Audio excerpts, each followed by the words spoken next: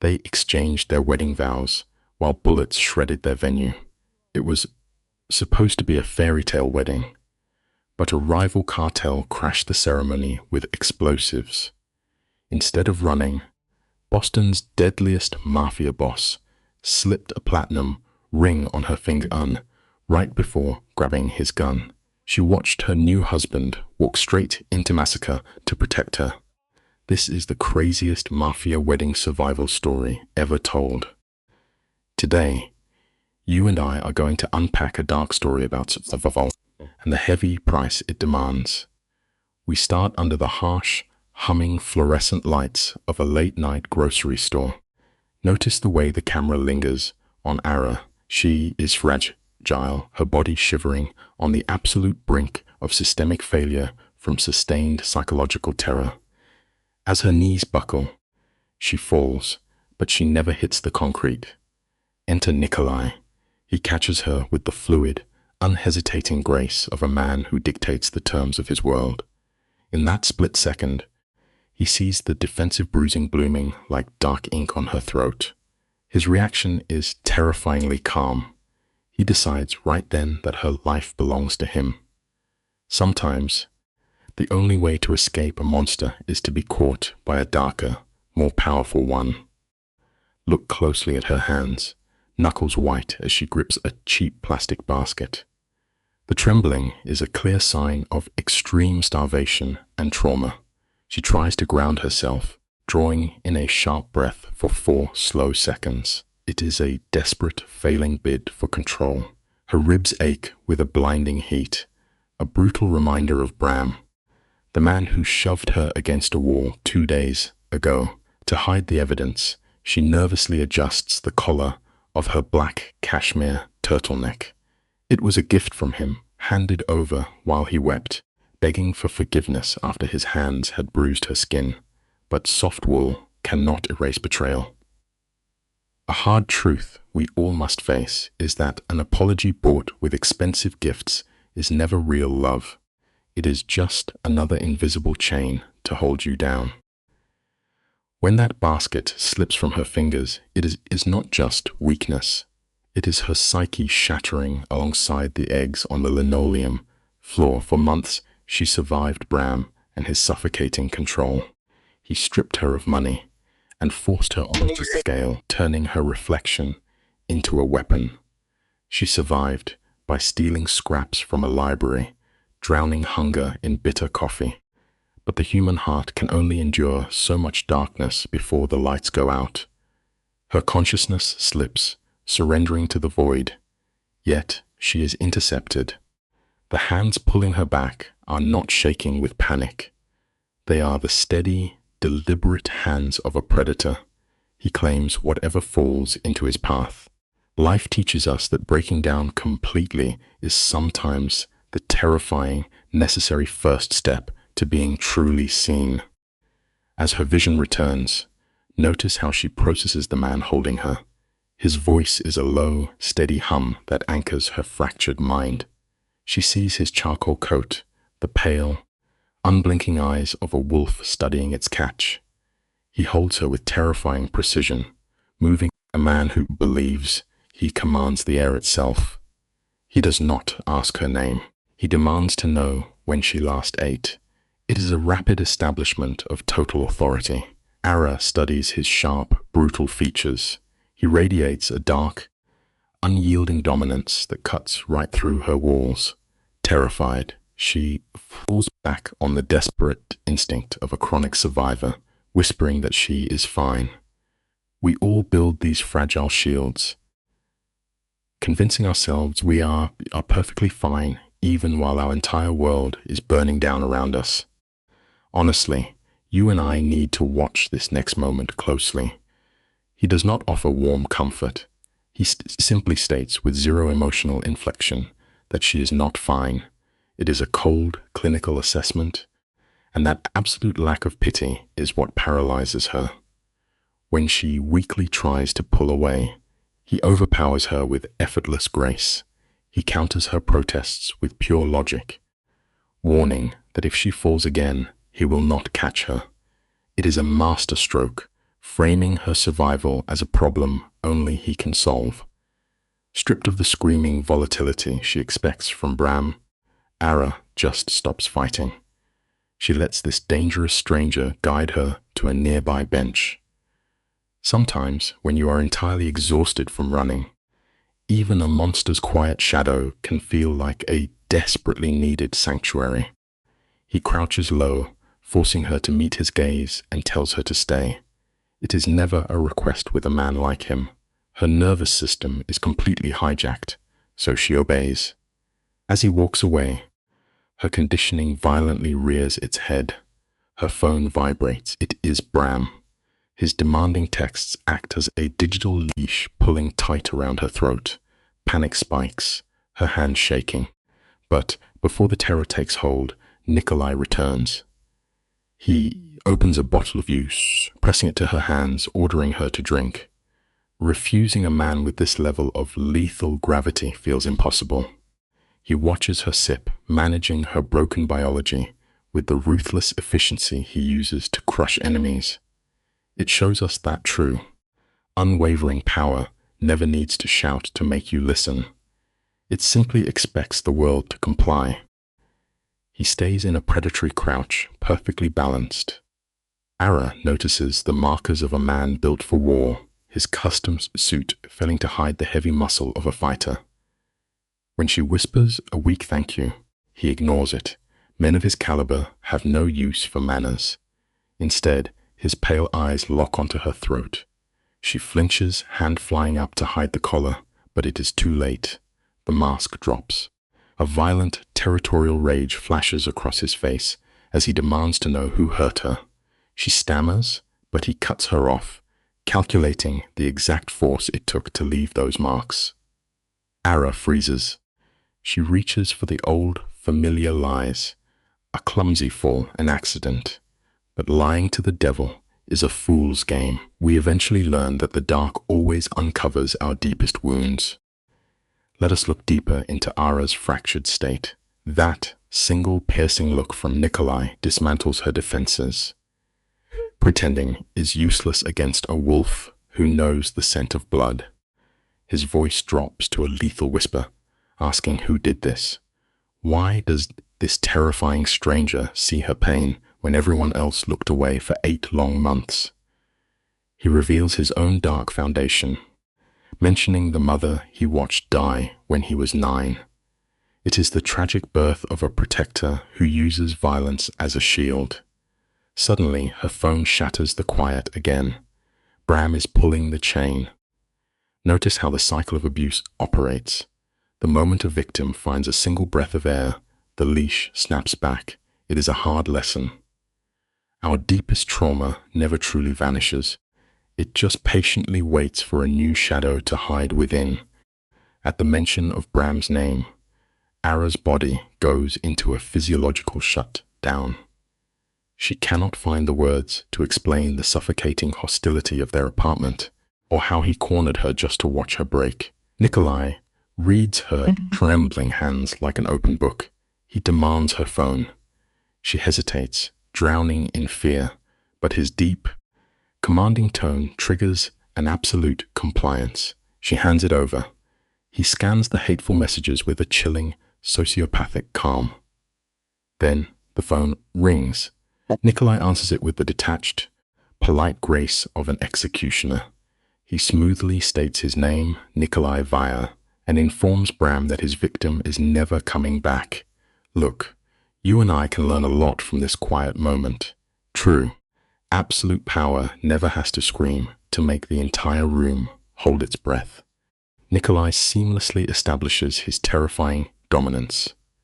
He warns Bram that even looking for Ara will be treated as a deadly insult. He lays out the brutal terms of surrender: pack her things, leave them outside, and prepare to bleed if a single item is damaged. When he hands back the phone, Ara's panic rips through her chest. Her ruined mind is convinced that violent revenge is coming. She gasps for air. Nikolai crouches again, forcing her to look into his ice-cold eyes. He delivers a clinical truth about abusers. They are cowards who only strike when the victim is helpless. He offers himself as an impenetrable wall of violence between her and the past. It shows us that fear thrives in the lonely dark, but it shatters instantly when it meets an immovable, absolute certainty. Ara stares at the man who dismantled her miserable existence in 5 minutes. Why is he saving her? He claims it is simply because she needed it, but we must look closer at the pathology. Often, a violent savior complex is a mask for a predator claiming a new prize. He casually describes his criminal empire using empty corporate words like logistics and conflict resolution. When he coldly admits that calling him a mafia boss is an understatement, Ara's mind reels. She wants it to be a twisted joke. But staring at the absolute stillness of his body, the terrifying truth sets in. He orchestrates death with the stroke of a pen. It forces us to see how the world really works. True monsters do not hide in filthy alleys. They wear immaculate suits and speak in perfectly measured whispers.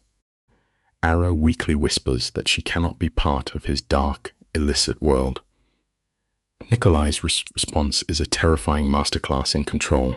He tells her his empire requires neither her help nor her permission. He offers a pure, transactional sanctuary. She will eat his food, sleep behind his heavy doors, and heal until her broken mind can think clearly again. It looks like safety, but a survivor always expects a hidden cost. When she tries to refuse, he drops a brutal ultimatum. He promises to destroy Bram, but warns she will still have to sleep in that haunted apartment alone. Her exhausted body, hollowed out by fear, makes the choice for her. Sometimes in life, survival forces us to make an impossible bargain, knowingly trading a rusted, blood-stained iron cage for a beautifully gilded one. Picture the exact frame where a soul simply gives way. The camera lingers on Ara, the pale exhaustion in her posture, the heavy coat concealing the dark, violent bruises Bram left behind. She is starving, trembling under the harsh street lamp. When she finally whispers her surrender, the sound is smaller than a breath. Nikolai reaches out. His hand is broad, steady, casting a long shadow as he pulls her from the wreckage. He guides her into the heavy leather dark of a luxury sedan, the solid door shutting out the freezing wind with an absolute thud. The world blurs past the tinted glass. We must always remember this tragic truth.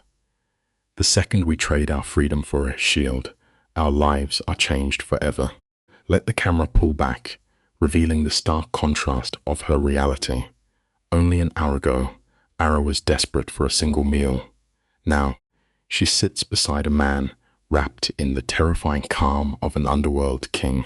You and I are watching the very birth of a tragedy, the moment a new cage is mistaken for open sky.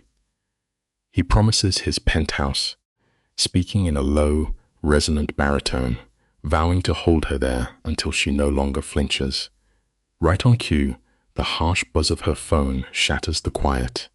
The screen glows in the dim car, lighting her terrified eyes.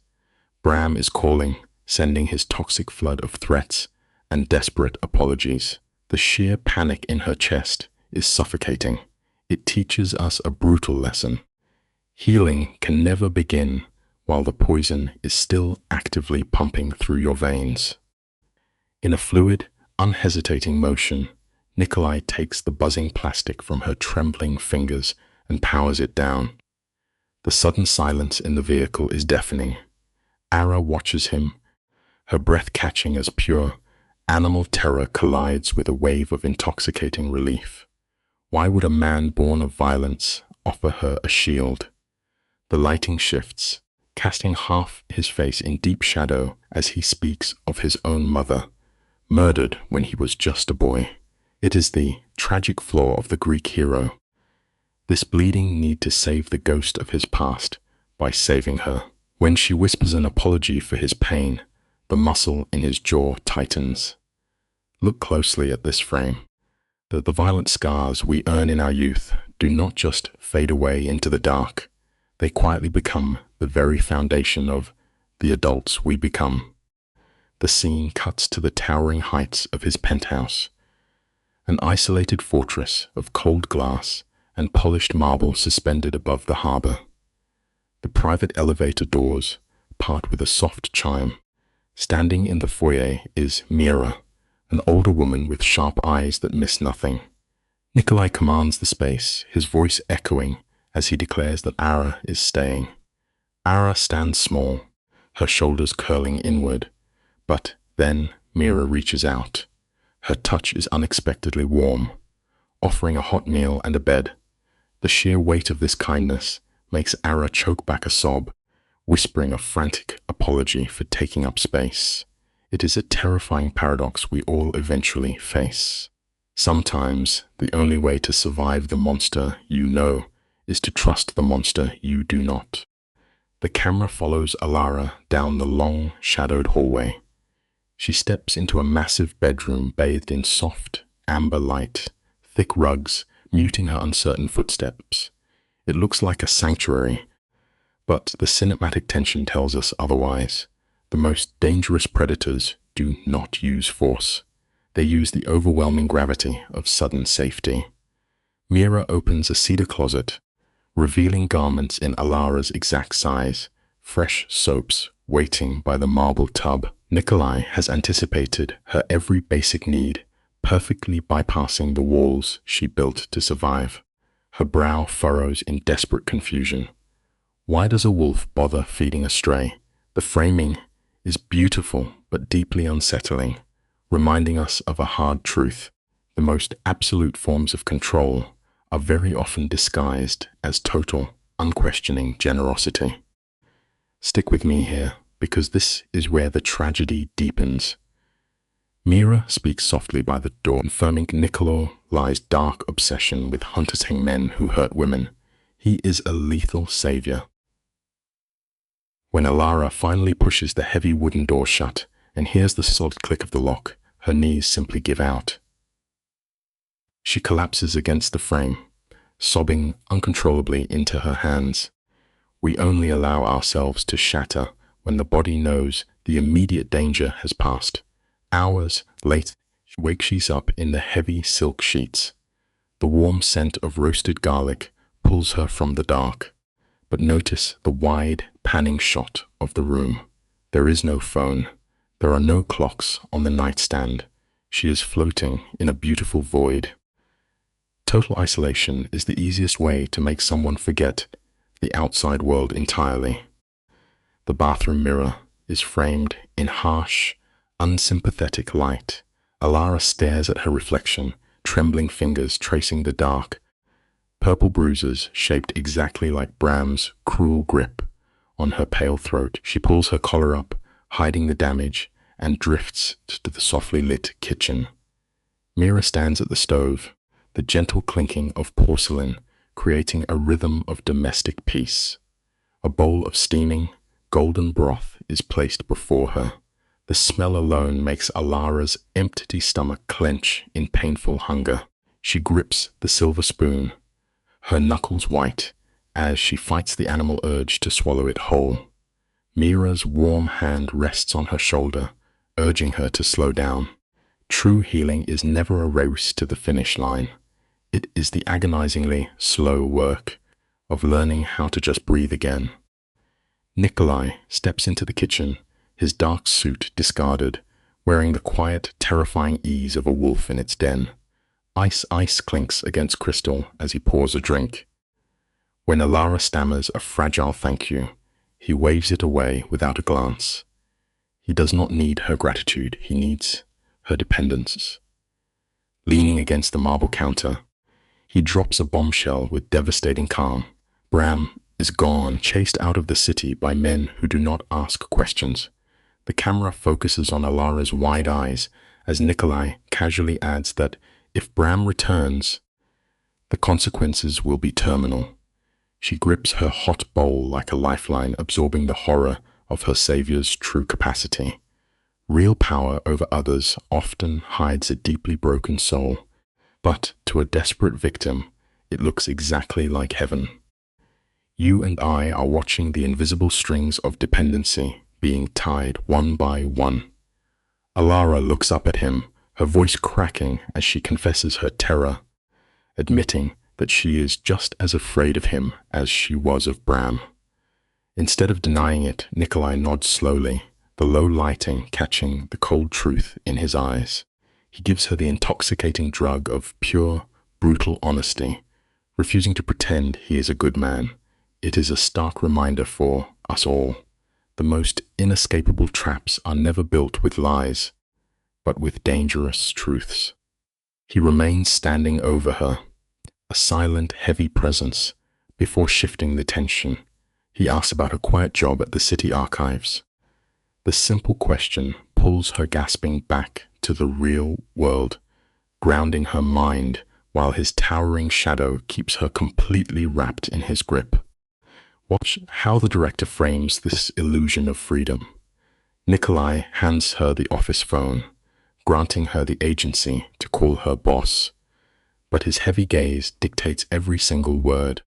When she panics about what her coworkers might ask, his voice drops to a lethal whisper, casually threatening to bury the archive if they pry. The perimeter is sealed. Over the next few days, a quiet, suffocating routine takes over. Routine is the heavy mortar that slowly glues a shattered mind back together. She sleeps for hours, stares out the windows at the grey water, and cries quietly over the plates Mira brings her. Nikolai remains in his study, a distant king managing his dark empire, deliberately giving her the space to let the heavy roots of dependency dig deep into her chest. See how softly the iron cage is lined with velvet. Nikolai never crowds her, never demands her tragic backstory. He understands that for a woman who has been crushed by force, the sudden absence of pressure is the most powerful magnet of all. On the third morning, he hands her a brand new phone.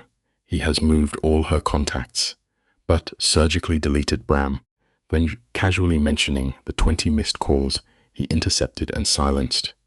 It is total, terrifying control, disguised as a thoughtful gift. Alara sits by the glass wall, making the exhausting calls to her worried mother and distant friends.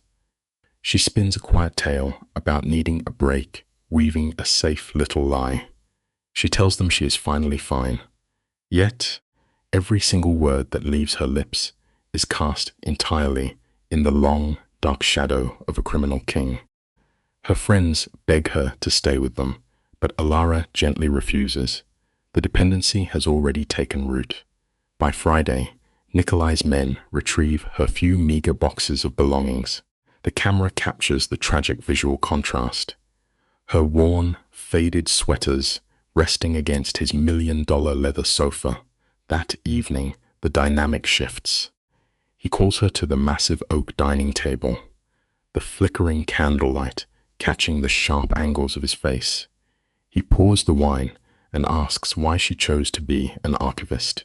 She looks down, tracing the rim of her glass, murmuring that she likes protecting rare, fragile things from being forgotten. The irony is agonizing. Ultimately, we are defined entirely by what we fight to protect. As Nikolai watches her from the head of the table, his eyes are unblinking. To him, she is just another beautiful, broken artifact to keep. Let's look at this piece by piece, shall we? You and I are going to unpack the quiet, tragic birth of a trauma bond. The camera pans down the fluorescent aisles of a grocery store. Ara kept her head lowered, shrinking into her coat, craving the invisibility that abuse survivors cling to. But Nikolai saw her. He didn't just notice her. He catalogued the fading purple on her cheekline like a wolf eyeing a fractured bone. He didn't merely buy her a meal. He secretly secured her employment, removing her daily panic. To anyone healthy, this invisible control is terrifying, but for a shattered soul, it tastes like absolute salvation. The truth we all eventually learn is that the darkest traps are often disguised as unexpected generosity. The hook caught deep. The scene shifts to the suffocating warmth of an upscale dining room. Ara sat trembling slightly across the heavy oak table from a man who carried the scent of expensive cologne and old blood. Yet, his voice was smooth glass. When she nervously asked how she could ever repay him, Nikolai simply smiled. He told her kindness was a gift, not a ledger. It is a devastating sleight of hand. He forced her mind to split, weighing the ghost stories of his brutal empire against the warm plate of food he provided. He admitted his past cruelty, framing it as harsh necessity, whispering that he was saving her because the world had refused to save his own mother. It teaches us a grim lesson. The most convincing lies are always wrapped tightly in a broken truth. Stick with me. This is where the velvet ropes close. The camera lingers on Nikolai's rigid posture as he swore he would never let history repeat itself, playing the flawless savior. Overwhelmed by the raw timbre of his voice, Ara wept, confessing she was grateful her body gave out in his presence. Over 3 slow, quiet weeks, he became her entire atmosphere. The yellowing bruises on her ribs faded, and her night sweats vanished. But behind the heavy curtains, her free will was bleeding out. They traded carefully painted tragedies, his phantom father, her sanctuary of paperbacks. Neither spoke of Bram, the man who broke her, nor the violent empire funding their wine. We often build thick walls to keep the monsters out, forgetting those exact same walls trap us inside. Winter cast a cold light through the penthouse glass, but the air inside was thick. They sat inches apart while a movie played, the physical gap acting like a stretched wire. When Ara softly noted it was her favorite film, Nikolai casually admitted he had already studied her private shelves. To a steady heart, stepping into someone's shadow uninvited is a reason to run. But Ara's mind was entirely submerged. She felt a radiating heat where terror should have been, confusing a hunter's tracking for a lover's care. His ice blue eyes pinned her to the sofa. He dropped his voice to a dark, velvet murmur, moving his pieces into a devastating checkmate. True danger rarely approaches with a raised fist. It usually arrives holding something you already love. You and I have probably both watched someone mistake sheer intensity for devotion. This is the tragic climax of his psychological theater. The camera pushes in close.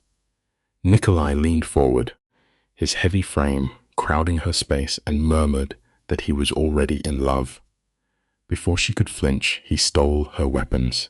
He admitted it was much too fast, that she was bruised, that a man with his hands should never touch a girl like her. By speaking every warning, her gut was screaming. He painted himself as painfully honest. He claimed his hunger started the moment she looked at him with pure fear. He offered this dark truth like it was a gift. The real tragedy in life is that a body trained in chaos cannot tell the difference between falling in love and a panic attack. Watch the calculated tremor in his jaw. When he quietly offered to pack her bags, it was a perfect display of engineered vulnerability. A predator never points to an open cage unless he knows the bird's wings are broken. He swore that if she stayed, she would never know regret. Ara stared up at the man who had slowly erased her world, beautiful in her delusion, believing his shadows were a warm blanket. The cement dried. Her small hand reached up, fingertips tracing the hard line of his stubble as she whispered she belonged there. The kiss was not romance. It was a total transfer of ownership. His heavy hand clamped behind her neck, pulling her in. We often close our eyes tight, mistaking the sickening, dizzy rush of a permanent freefall for the sudden magic of flying.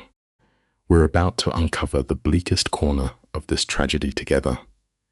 Tears spilling over her lashes, Ara confessed her love, a beautiful symptom of her captivity. Nikolai pulled back just enough to wash his hands clean. He warned her in a low whisper that his soul was black, that the men hunting him showed no mercy. This is how the devil sleeps at night. He makes you hold the pen before you sign. Ara's response is a portrait of profound brokenness. She decided his open violence was honorable compared to her past. She sobbed that goodness didn't matter, only truth. When your entire life has been a war zone, a well-lit prison feels like absolute peace. He crushed his mouth against hers. 4 months later, these invisible chains would finally turn into solid steel. The camera frames them in the dim light of the old library. He guided her toward the new wing, stopping before a gleaming brass plaque etched with her name. His money bought every brick. It looks like a fairy tale, but it is the ultimate act of consumption. By purchasing her only sanctuary, he quietly locked the final door. He stood directly behind her, his large hands sinking heavily onto her shoulders. As she broke down in overwhelming gratitude, he slid a sapphire ring onto her finger. The stone perfectly matched his cold blue eyes, a permanent brand upon her flesh. He didn't drop to a knee. He simply told her she was going to be his wife. Here is the brutal truth of the human heart. If you paint the iron bars in gold, the prisoner will eagerly turn the key themselves. Let's turn to the next chapter together. For 3 days, Ara floated through a pristine illusion of romance. Then the phone buzzed. The image was chilling. Ara walking down his private driveway, red sniper crosshairs painted directly over her face. The text promised to take what he loved most. The device slipped from her trembling fingers, clattering against the marble. Nikolai snatched it up. Notice the instant metamorphosis in his body. The gentle fiancée dissolved, leaving behind a stone-cold warlord evaluating a threat to his property. He demanded answers, his voice devoid of panic or warmth. The hardest lesson becomes undeniably clear here. A life built on violence will always demand a bloody toll. Her beautiful fantasy shattered into 1,000 jagged pieces. Watch the grim reality of their power dynamic unfold. Ara collapsed inward, paralyzed by the sudden proximity of death. Nikolai did not hold her to comfort her. He took command. His large hand clamped firmly around her bicep, pulling her out the door. His phone was already at his ear, snapping cold directives for grid surveillance, entirely blind to the tears on her cheeks. He guided her into the shadowed back seat of a waiting black sedan, and she folded herself into the leather without a whisper of protest. He barked relentless orders for facial recognition, before finally turning his icy gaze back to her. We learn quickly that in the darkest moments, absolute control looks terrifyingly similar to protection. She just sat there, suffocating in a terror far too deep for spoken words. The air in the sedan felt as thick as concrete. "Look at me," he commanded, the words hitting like a physical blow. Ara's head snapped up instinctively, staring into eyes drained of humanity. He ruthlessly interrogated her about every shadow she might have missed. Sobbing quietly, she confessed she hadn't been watching the streets. She had only been looking at him. He expertly shifted the heavy blame onto his own shoulders, painting himself as the tragic figure who brought a rival's violence to her doorstep. Notice the irony of the human condition. When we are completely broken, we beg for comfort from the exact person destroying us. Her trembling fingers reached out to grip his violently tense fist, desperately seeking shelter in the eye of the brutal hurricane. You and I might wonder how a soul justifies loving a man actively hunted by assassins. As the elevator opened, the nightmare was laid bare. The romantic penthouse was replaced by a militarized bunker swarming with heavily armed men. The cinematic lighting turns bone-chillingly cold. A scarred soldier approached, reporting that a dark vehicle had trailed her every move. The muscles in Nikolai's back went rigid. To a warlord, being outmaneuvered is worse than death. He barked loud orders for blind spots and camera feeds. Then, with terrifying ease, he placed the final lock on her life, dictating that guards would shadow her every breath. The timeless lesson is deeply brutal. A fortress built to keep the monsters out is still a prison. Her entire existence was instantly suffocated. A wave of cold nausea washed over Ara. The camera captures her trembling hands as she pushed back, refusing to be locked away. It is a heartbreaking flash of defiance from a bird with clipped wings. Nikolai's jaw clenched until the bone threatened to snap. He didn't speak of her safety. He spoke of the insult her death would bring his legacy. When she sobbed that he was making her a hostage, he dismissed the guards with a sharp flick of his wrist. Alone in the dim light, the predator transformed into a wounded boy. He dragged a heavy hand through his hair, shoulders sagging, whispering that he simply could not survive losing her. Love teaches us to soothe our partners, but trauma teaches us to comfort the man holding the lock and key. Defeated, she willingly walked into her cage. Let's look closely at this opening frame together. The lighting is dim, casting long shadows across Nikolai's face. Ara stands trembling, demanding the truth about their unseen enemy. Watch how Nikolai delays. The clinking of heavy crystal, pouring a stiff drink to ground himself. He speaks of ruining Silas Crown's human trafficking ring 6 months ago, using their suffering to paint himself as a righteous god of violence. Ara's eyes widen. Real terror bleeds into her posture, realizing Nikolai spared Silas's life. Now Silas retaliates, dropping a simple photograph to cripple him. Silas wants him paralyzed, drowning in total helplessness. The lesson here is tragic but true. For someone obsessed with holding the reins, there is no wound deeper than the brutal theft of control. The camera pushes in on the space between them, thick with a suffocating tension. Ara asks if he finally feels helpless. Nikolai's jaw hardens, the muscles twitching as he confesses that keeping her breathing makes him fatally vulnerable. With a sharp, icy command, he erases their partnership, ordering her locked behind a wall of armed men.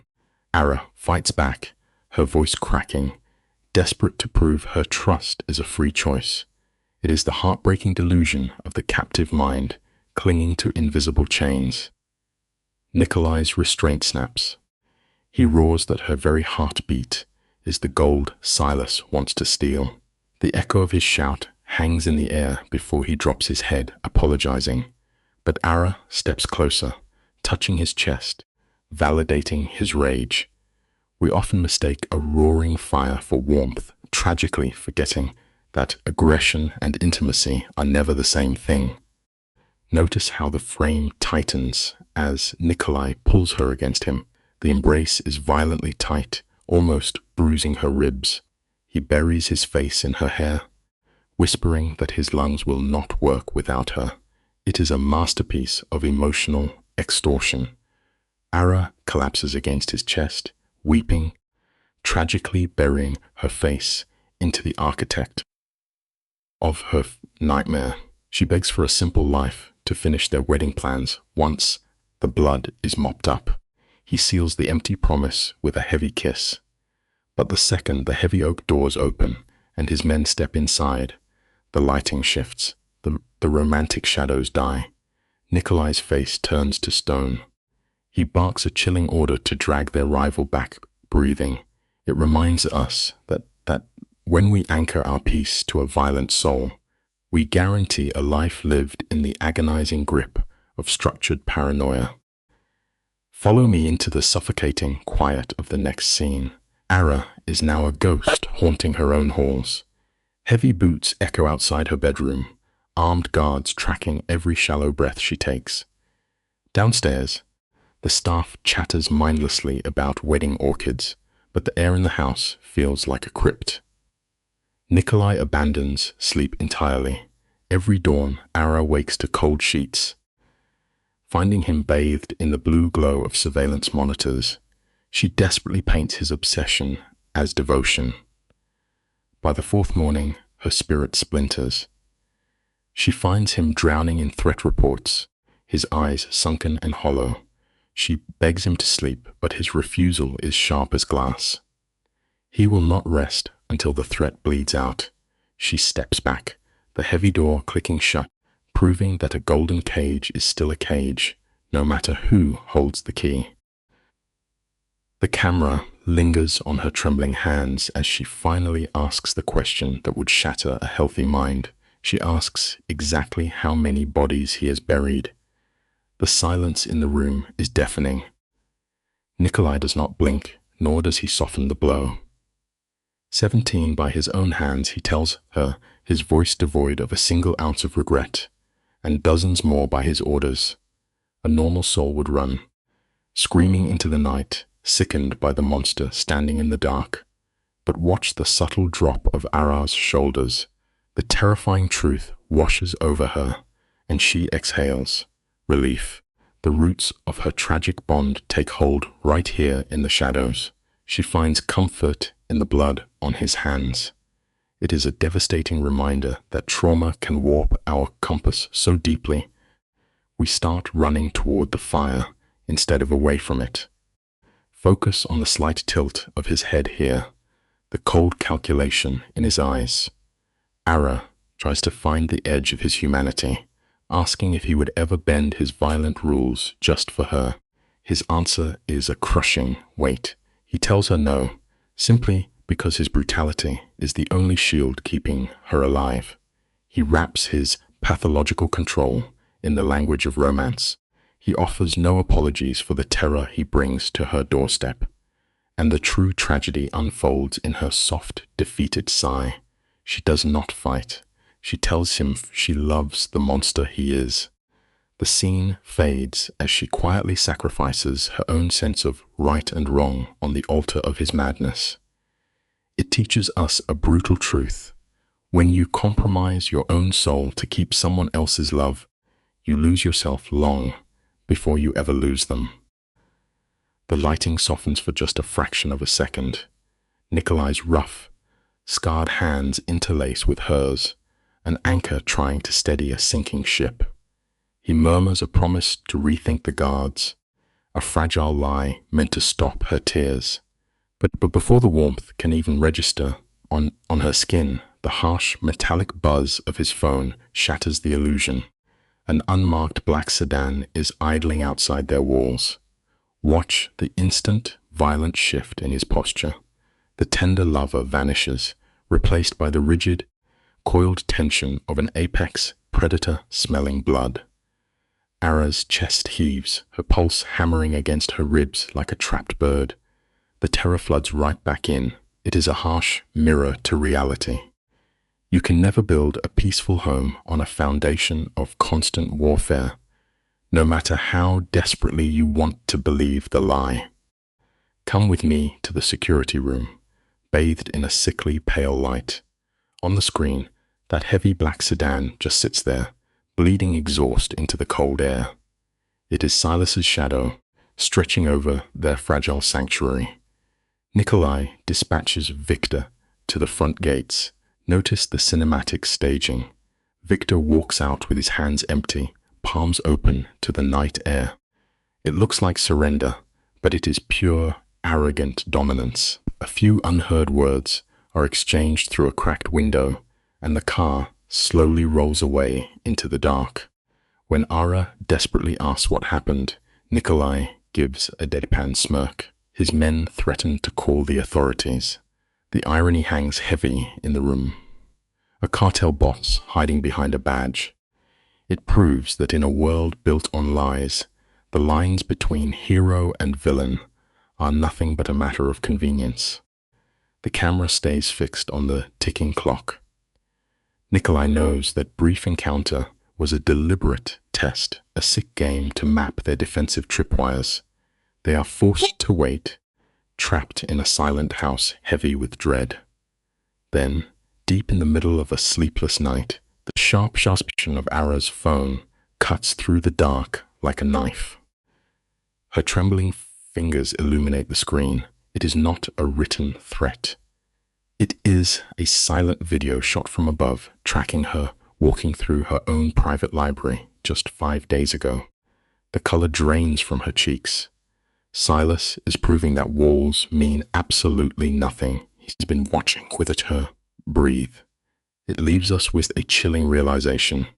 The most profound violence is rarely physical. It is the quiet, devastating theft of the very places we believed we were safe. The message flashes below the video, 3 days until the wedding. Nikolai stares at the glowing letters, and a raw, guttural sound tears from his throat. The great puppet master has finally had his strings cut. Ara's hands fly to her mouth. The crushing realization hits. She had casually mentioned the date to a florist. The guilt nearly suffocates her. But look at his brilliant, terrible manipulation. He does not scream at her. He pulls her close gently, wiping her tears, completely absolving her of the blame. It binds her to him tighter than ever. In a flash, he turns away, his mind locking onto a brutal counterstrike. In the stark moonlight, the man she loves is entirely gone. He is just a loaded weapon waiting to fire. We see clearly that relying on someone else to carry your guilt only chains you to their demons.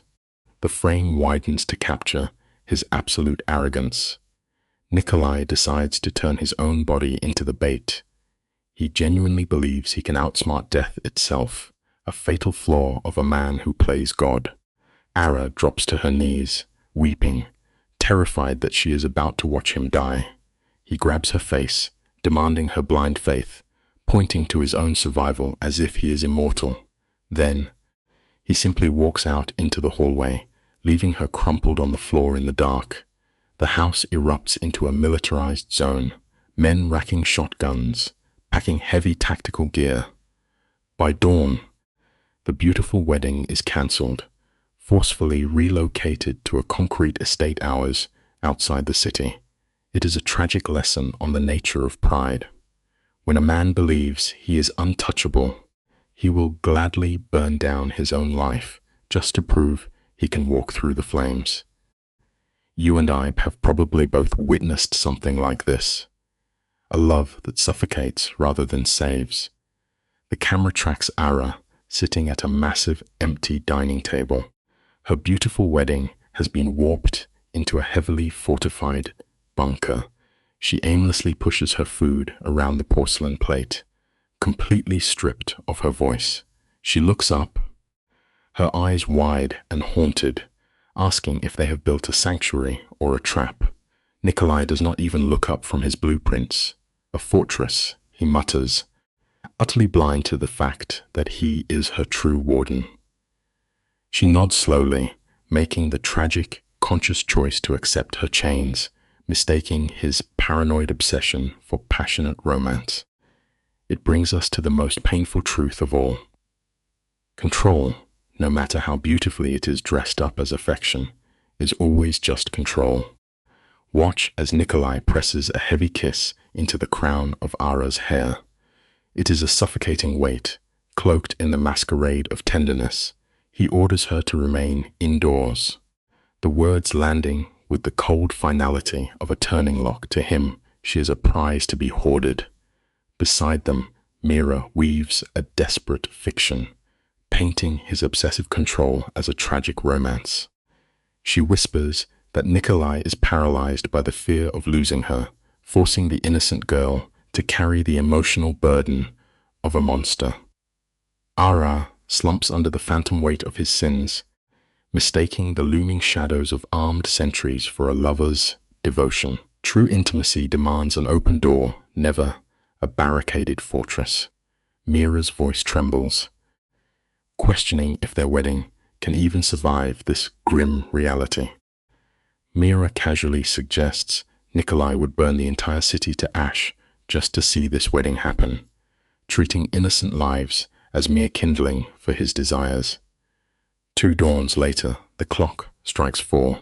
Ara wakes, her hand sweeping across cold sheets. She finds him illuminated by the harsh glare of a single bulb, strapping on heavy black armor. He announces they have captured one of Silas's men, his voice devoid of warmth. He speaks of breaking a human soul with the detached precision of a surgeon, claiming men always fold when the pain becomes unbearable. Yet Ara does not flee. She simply asks when he will return, reducing the looming torture of a man to a mere delay in their day. Prolonged exposure to the dark will always extinguish the light of human conscience. He cups her pale face in his rough hands, grounding her while barking orders at the men by the door. Marcus and Dmitri are not her protectors. They are the wardens of her golden cage. Ara breathes out a frantic plea for his safety, entirely blind to the moral rot of the torture he is about to commit. She fiercely defends the very beast who holds her captive. Nikolai brushes off the violence as simple business, drowning in the delusion that he can outrun fate. Then, the psychological horror deepens. He shifts from planning a brutal interrogation to calmly dictating their wedding seating chart. You and I must consider this tragedy together. Look at how quickly a desperate mind will embrace the grotesque just to survive the night. She stands by the cold glass, watching the sun rise over a city that cannot hear her. Marcus attempts to soothe her fraying nerves while polishing the myth of their untouchable king. He insists Nikolai knows exactly what he is doing, feeding the fatal illusion that the man is a god. Ara paces the length of the room, her trembling hands betraying a sickening withdrawal. Her dependency is so absolute that his absence tears her apart. The ivory silk of her wedding dress means nothing now. Her very heartbeat is chained to a murderer. At 2:30 in the afternoon, the heavy doors groan open. Nikolai steps into the light, his knuckles painted in the fresh blood of another man. Instead of backing away in terror, Araz runs straight into his stained arms. He whispers into her hair that Silas is coming. True peace will only find us when we finally stop mistaking utter destruction for passion. Rushing water echoes as Nikolai scrubs a stranger's blood from his fingernails. He lists secrets ripped from his victim, with the hollow calm of a man dead inside. The true horror, however, rests in Ara's eyes. When he confirms the captive will be executed, she does not flinch. A dark satisfaction settles over her face. She has crossed the point of no return, fully digesting his poisoned morality. Gliding into the thick steam of the bathroom, she demands that he wipe his rival from the earth forever. Nikolai stops. He turns to her, a slow, proud smile cracking his face as he recognizes his own shadow living inside her. It reveals a terrifying, quiet truth about the human soul. If you linger by the edge of the abyss for too long, you will eventually start giving it orders. Let us step into the fractured world of Ara. She stood under the shower, tasting copper and regret, sealing her tragic fate to a man consumed by his own godhood. They orchestrated a wedding at a remote, iron-clad fortress. You and I are going to unpack this story together, peeling back the layers of a romance built on ruin. She arrived under heavy guard, her ivory gown hanging by a window overlooking a garden primed for massacre. It is the ultimate tragic irony. She dresses in the silk of a fairy tale while breathing the ash of a war zone. Mira stood by, nodding to the beautiful lie. Then, Marcus shattered the silence. Hostiles on the perimeter. Silas had come early. The air left Ara's lungs in a violent rush as her stomach plummeted into absolute darkness. The brutal, unforgiving reality had finally breached her fantasy. The assault began early, throwing the estate into chaos. Marcus barked orders, trying to drag Ara into the vault. But look closely at her tragic sickness. She refused the safety of the dark. Her addiction was so absolute that she demanded they wed amidst the looming crossfire. Marcus caught Nikolai's cold voice over the radio, 15 minutes to bind them for eternity. Ara's fingers trembled violently against her white roses. Her body screamed to flee, yet she choked back every survival instinct. She drifted like a ghost through hallways choked with armed killers. Stepping onto a terrace raining with petals, Nikolai stood beneath the arch, locking his dark eyes onto hers. He did not see a bride. He saw a stolen masterpiece to be secured, and she, consumed by the beautiful poison of their bond, walked willingly into his fire. Stick with me. This is where the ruin of their story deepens. There was no symphony, only the rhythmic strike of her heels against the stone. A compromised judge stood at the altar, a testament to a kingdom built on rot. Sound vanished from Ara's ears. She was deaf to everything but the rigid tension in Nikolai's jaw. His eyes darted across the tree line, his grip crushing her hand as Marcus hissed a 3-minute warning. The sacred vow mutated into a frantic deal. Nikolai cut the judge down with a brutal command. They were out of time. As the eastern wall crumpled under heavy fire, her blood turned to adrenaline.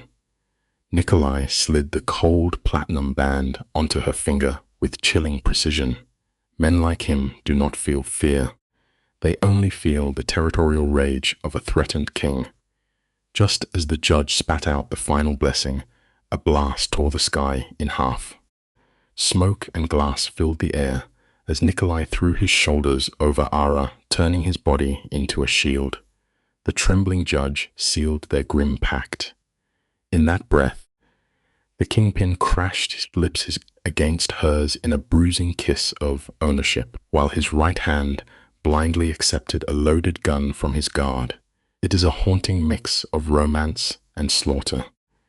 He pushed her away, his eyes hollowed by the predatory thrill of the kill. Marcus grabbed Ara, dragging her toward the heavy doors. Looking back, she felt a sickening certainty that her new husband was marching into the ash to meet his grave.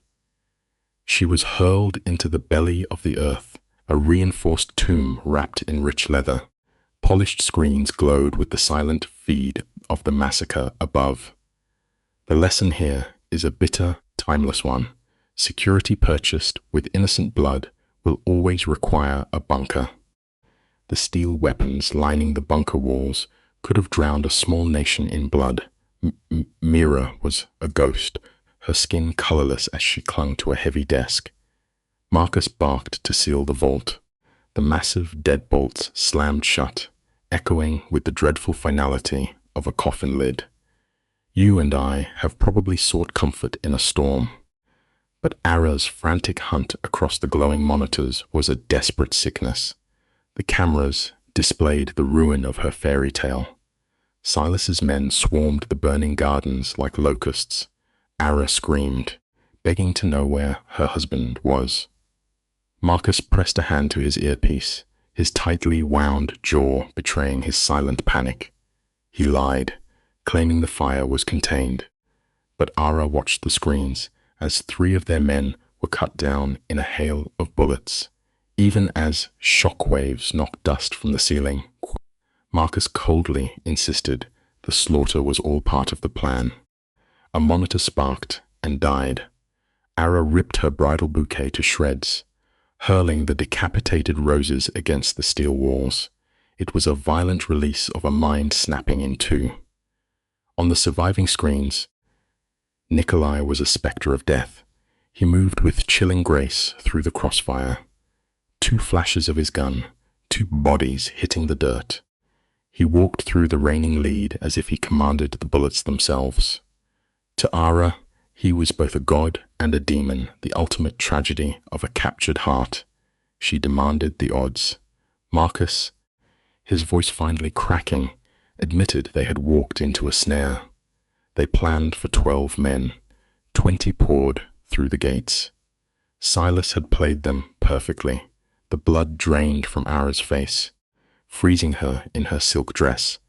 This was not a bunker. It was a slaughterhouse. Marcus screamed an abort code into the radio. For a terrifying eternity, only dead air answered, until Nikolai's harsh, ragged voice finally cut through the heavy static. "Let us look at this piece by piece, you and I." Nikolai refused to retreat, his obsession with eliminating Silas, blinding him to the blood soaking the marble. Ara struck Marcus out of pure desperation, begging the enforcer to save her husband. Yet Marcus remained stone, programmed only to keep her breathing. Ara choked on her own breath, her mind shattering as the monitors displayed the horrific truth. The wedding altar had become a slaughterhouse.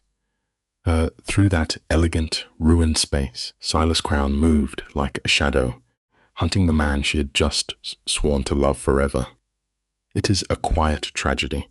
We often let our pride demand a terrifying sacrifice, completely forgetting that the toll is always paid by the people left behind.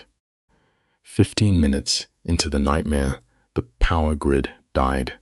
3 agonizing seconds of absolute darkness swallowed them before emergency generators flooded the concrete walls with a harsh, bleeding red light.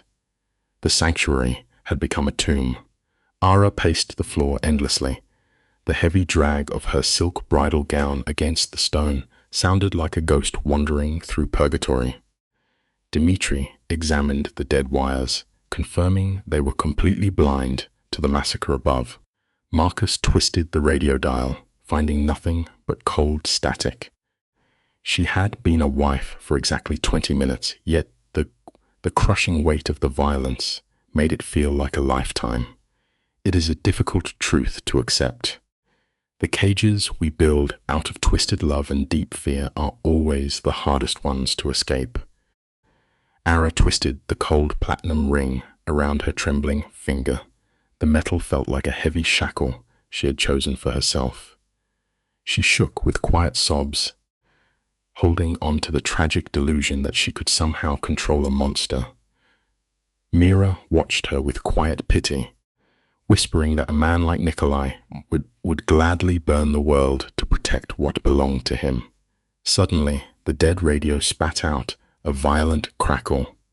The sterile silence shattered. Silas had breached the east garden. Heavy, deliberate footsteps thumped directly against the ceiling above them, followed by the deafening blast of rifle fire. We build thick walls, hoping to keep the dangerous things out of our lives, often blinding ourselves to the bitter reality that we have already locked the real danger inside the room with us. The heavy iron bolts echoed loudly as Marcus locked the door, his hand resting on his weapon. Ara pressed against the cold wall, trembling in pure panic. A violent crash shook the ceiling above, followed by a terrifying silence. She lunged for the iron lock, but Marcus pinned her back easily. She cried out, begging to know if her husband was still breathing. Then the radio hissed.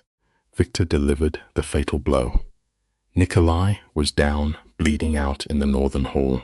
Ara went entirely numb, her world collapsing into a single point of despair. It is a devastating reality of the human heart. When we are truly terrified, we will desperately hold on to the very things that break us, simply because the pain has become our only home. The radio cracked. Victor reported 5 men closing in. Marcus and Dmitri traded a heavy, silent look. Dmitri racked his rifle with chilling efficiency. Ara fell to her knees, gripping Marcus by his coat, begging him not to abandon her in the dark. He pulled away, pressing a heavy pistol into her trembling hands, telling her to fire at the door until the shadow stopped moving. Then they vanished. The iron door slammed shut, the deadbolt snapping into place like a tomb. Ara stared at the cold weapon, entirely blind to the bloody slaughter raging above. Mira slid down the wall, weeping softly into her hands. The lesson here is deeply tragic. So often, the heaviest burdens we must carry are the weapons forced into our hands by the exact people who swore to keep us safe. Mira rocked quietly, whispering into the red darkness that Nikolai had survived worse. She claimed his arrogance would not let him die. Clinging to the desperate illusions that keep the broken breathing, Ara desperately wanted to believe her, but the cold logic of the massacre was deafening. 20 armed men against a skeleton crew. Silas had turned her wedding into a slaughterhouse. The seconds stretched into agonizing hours. The heavy pistol in her hand felt like an iron anchor pulling her underwater. She traced her thumb along the trigger guard, terrified of the violence she was holding. We build comforting lies to protect our fragile hearts from reality, completely forgetting that the brutal truth is always waiting patiently in the dark to claim what it is owed. This is where everything shifts. Ara asked how much time had passed. Mira whispered that it had only been 8 minutes. It felt like an eternity. Ara pressed her cold hands to her face, the wedding ring catching the bloody red light. She had chained her soul to a man whose very life guaranteed this nightmare. Suddenly, a metallic scraping echoed against the heavy iron door. Someone was testing the locks. Ara stood up. The panic faded into an icy, protective calm. She ordered Mira to hide, raising the pistol with perfectly steady hands. The scraping stopped. Total silence rushed back in. She held her breath, aiming straight at the center of the door. True strength is never found in the illusion of safety. It is always revealed in those quiet, terrifying moments when we are forced to stand our ground entirely alone. Then the radio crackled. Let us step into this moment together. The deadbolt snapped back, and the iron door flew open. A rush of relief flooded Ara's chest, simply because she heard her husband's voice. Nikolai stumbled into the red light, his pristine shirt soaked in so much blood it looked like black oil. He was bleeding heavily, yet his jaw remained locked. He refused to let her see the agony tearing through his flesh. He was a broken king refusing to fall. Victor fired blindly down the hallway, the deafening roar vibrating off the concrete. Ara did not cower in the corner, she threw her weapons and ran straight toward the bleeding man. We like to believe that severe pain makes us run from the fire. The heartbreaking truth is that trauma often rewires our minds, teaching us to walk directly back into the flames, because the heat feels like love. The pistol clattered onto the concrete. Ara abandoned her defense, throwing her arms around the man who had dragged her into hell. Nikolai gripped her waist, pulling her against his ruined chest. It was not an embrace. It was a dying man staking a fierce claim on his prize. Marcus tore the fabric from his shoulder, exposing a massive, flowing wound. Mira rushed forward, shedding her softness to act as a cold, efficient medic. She poured raw antiseptic directly into the torn flesh. Nikolai's body went completely rigid, but he refused to scream. To cry out would be to surrender his absolute power. Ara knelt in the spreading pool of his blood, desperately begging for news of Silas. True devotion is often a blinding poison. We willingly drown in someone else's violent storm, entirely convinced that our own suffering is the only thing that can save them from sinking. Silas was dismantling Nikolai's empire with terrifying precision. Marcus listed the heavy toll: 7 men dead, 3 bleeding out. They were trapped in a concrete tomb while a killer owned the world above. Nikolai rested his head against the wall, He looked into Ara's eyes, stating that Silas only needed 15 minutes to burn them all to ash.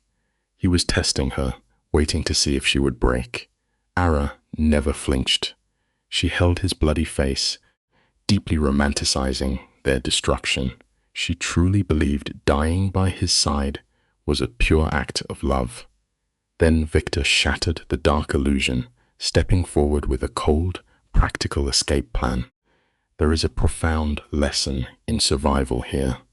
When a shattered heart desires to die for a tragic romance, it is always the blunt logic of an outsider that steps in to drag us back to the land of the living. Victor mapped out a desperate escape through the utility tunnels. It was a terrifying gamble. Yet Nikolai played his ultimate hand.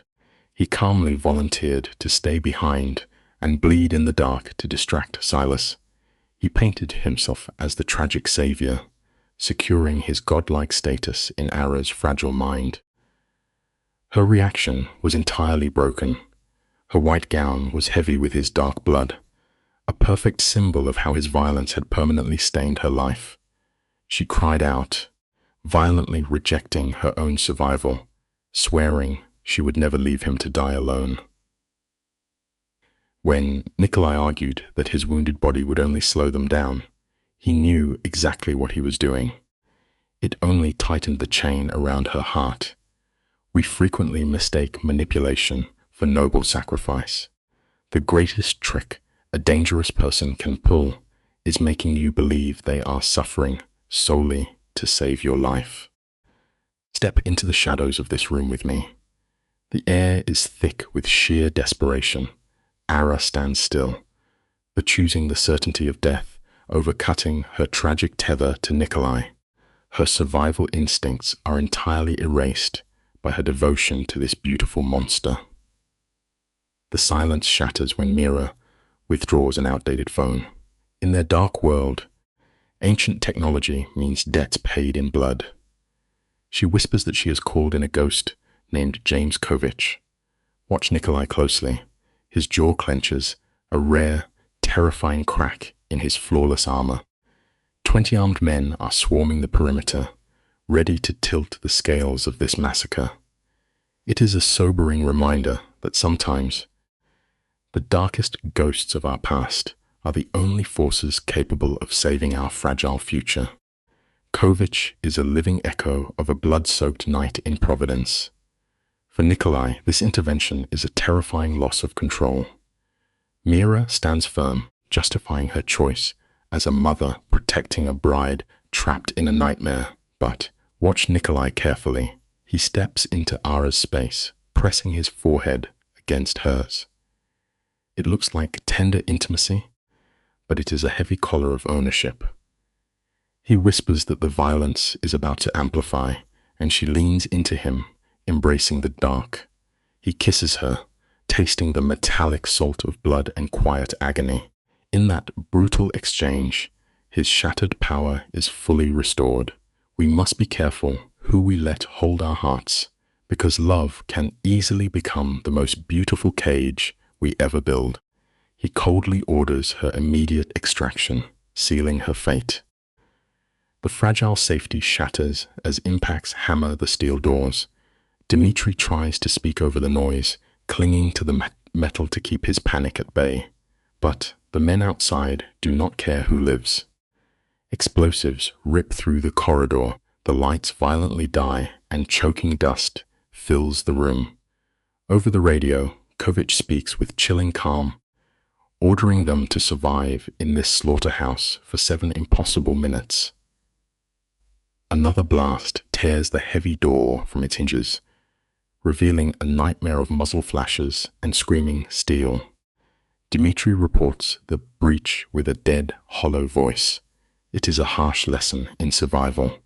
When we surround ourselves with endless chaos for far too long, the only way to endure the roaring fire is to let a piece of our own soul turn completely to ash. Blood soaks Nikolai's clothes, yet he forces his broken body upright. His pride refuses to let him die on his knees. He demands a chair, positioning himself like a king, preparing to butcher his foes. A heavy silence falls as everyone makes peace with their own graves. A sudden explosion obliterates the doorway. 4 shadows step through the smoke. What follows is a breathtaking ballet of violence. His men drop their targets without a single wasted movement. The final man is shot dead by Nikolai himself. The room fills with the foul stench of gunsmoke and warm blood. It shows us how blinding arrogance truly is.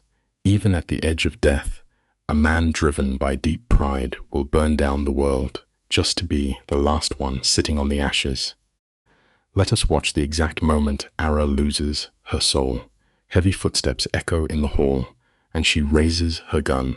The innocent woman she was is gone, replaced by someone willing to murder just to protect the man who broke her. But the gunfire never comes. The armored figure of James Kovich steps into the light. He looks around the blood-soaked room with the bored, empty eyes of a true sociopath, casually announcing that the slaughter is over. Silas was never hunting them for revenge or passionate hatred. He was simply caught upstairs, desperately trying to steal from a financial vault. It is a miserable end to a terrifying night. The lesson here is deeply tragic. The terrifying monsters we sacrifice our entire moral compass for are so often just pathetic, hollow men chasing cold cash in the dark. The moment the gunfire stops, Ara's adrenaline shatters. Her knees hit the floor.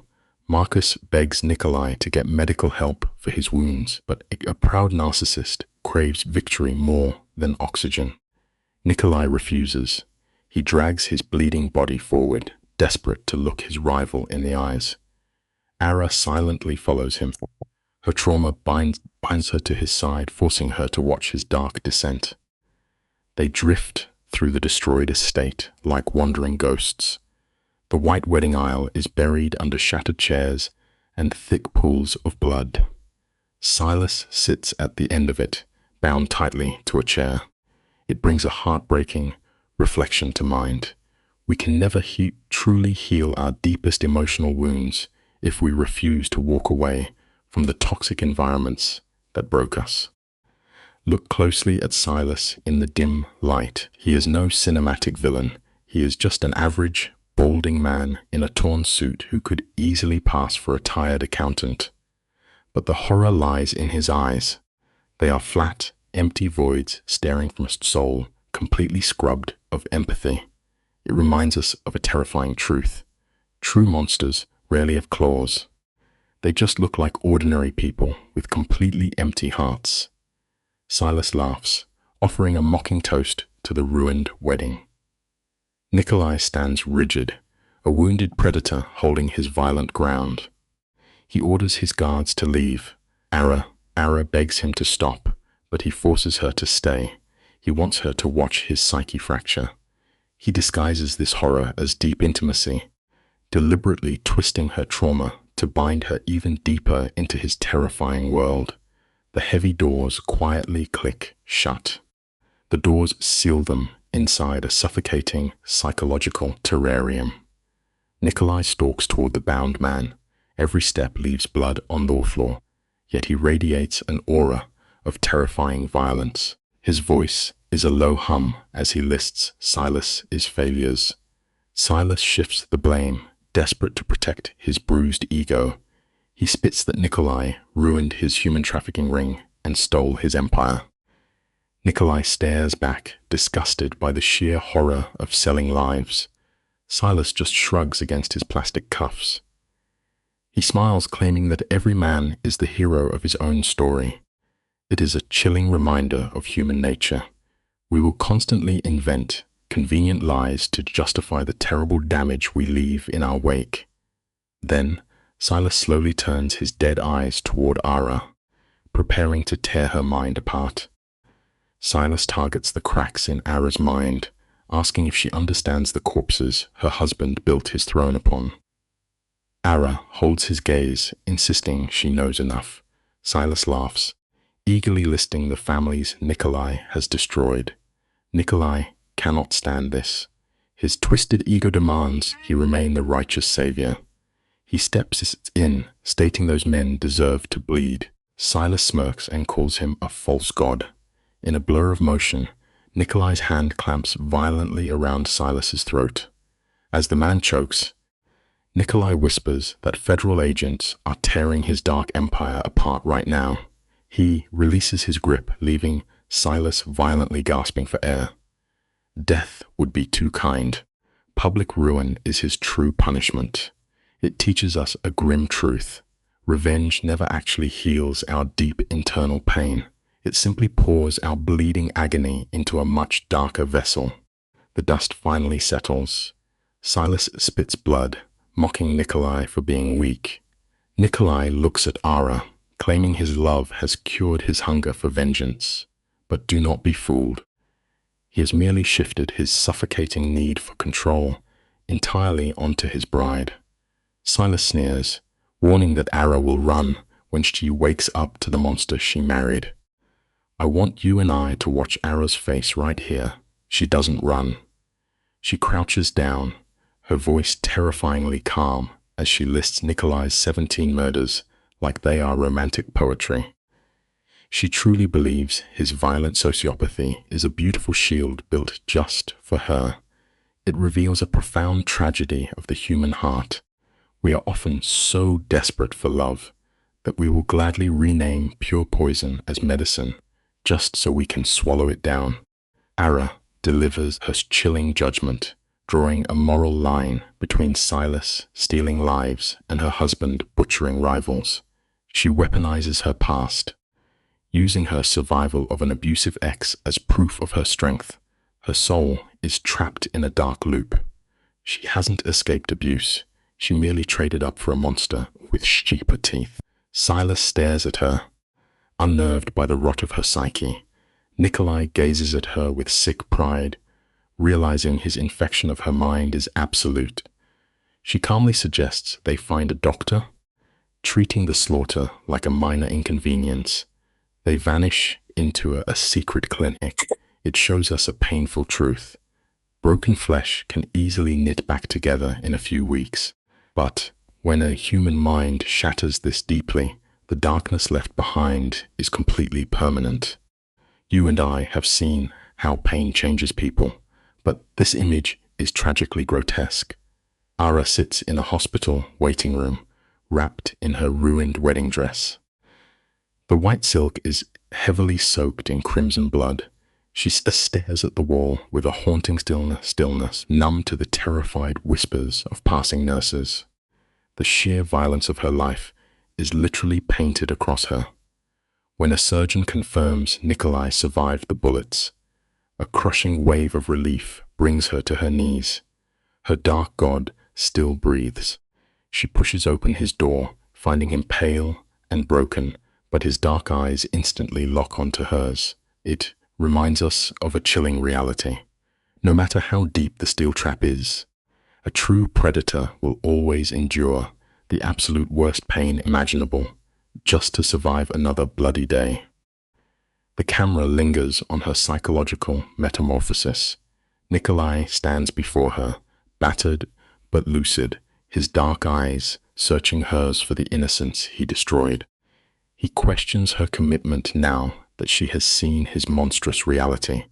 But Ara does not flinch. Her response is a chilling declaration of a broken mind.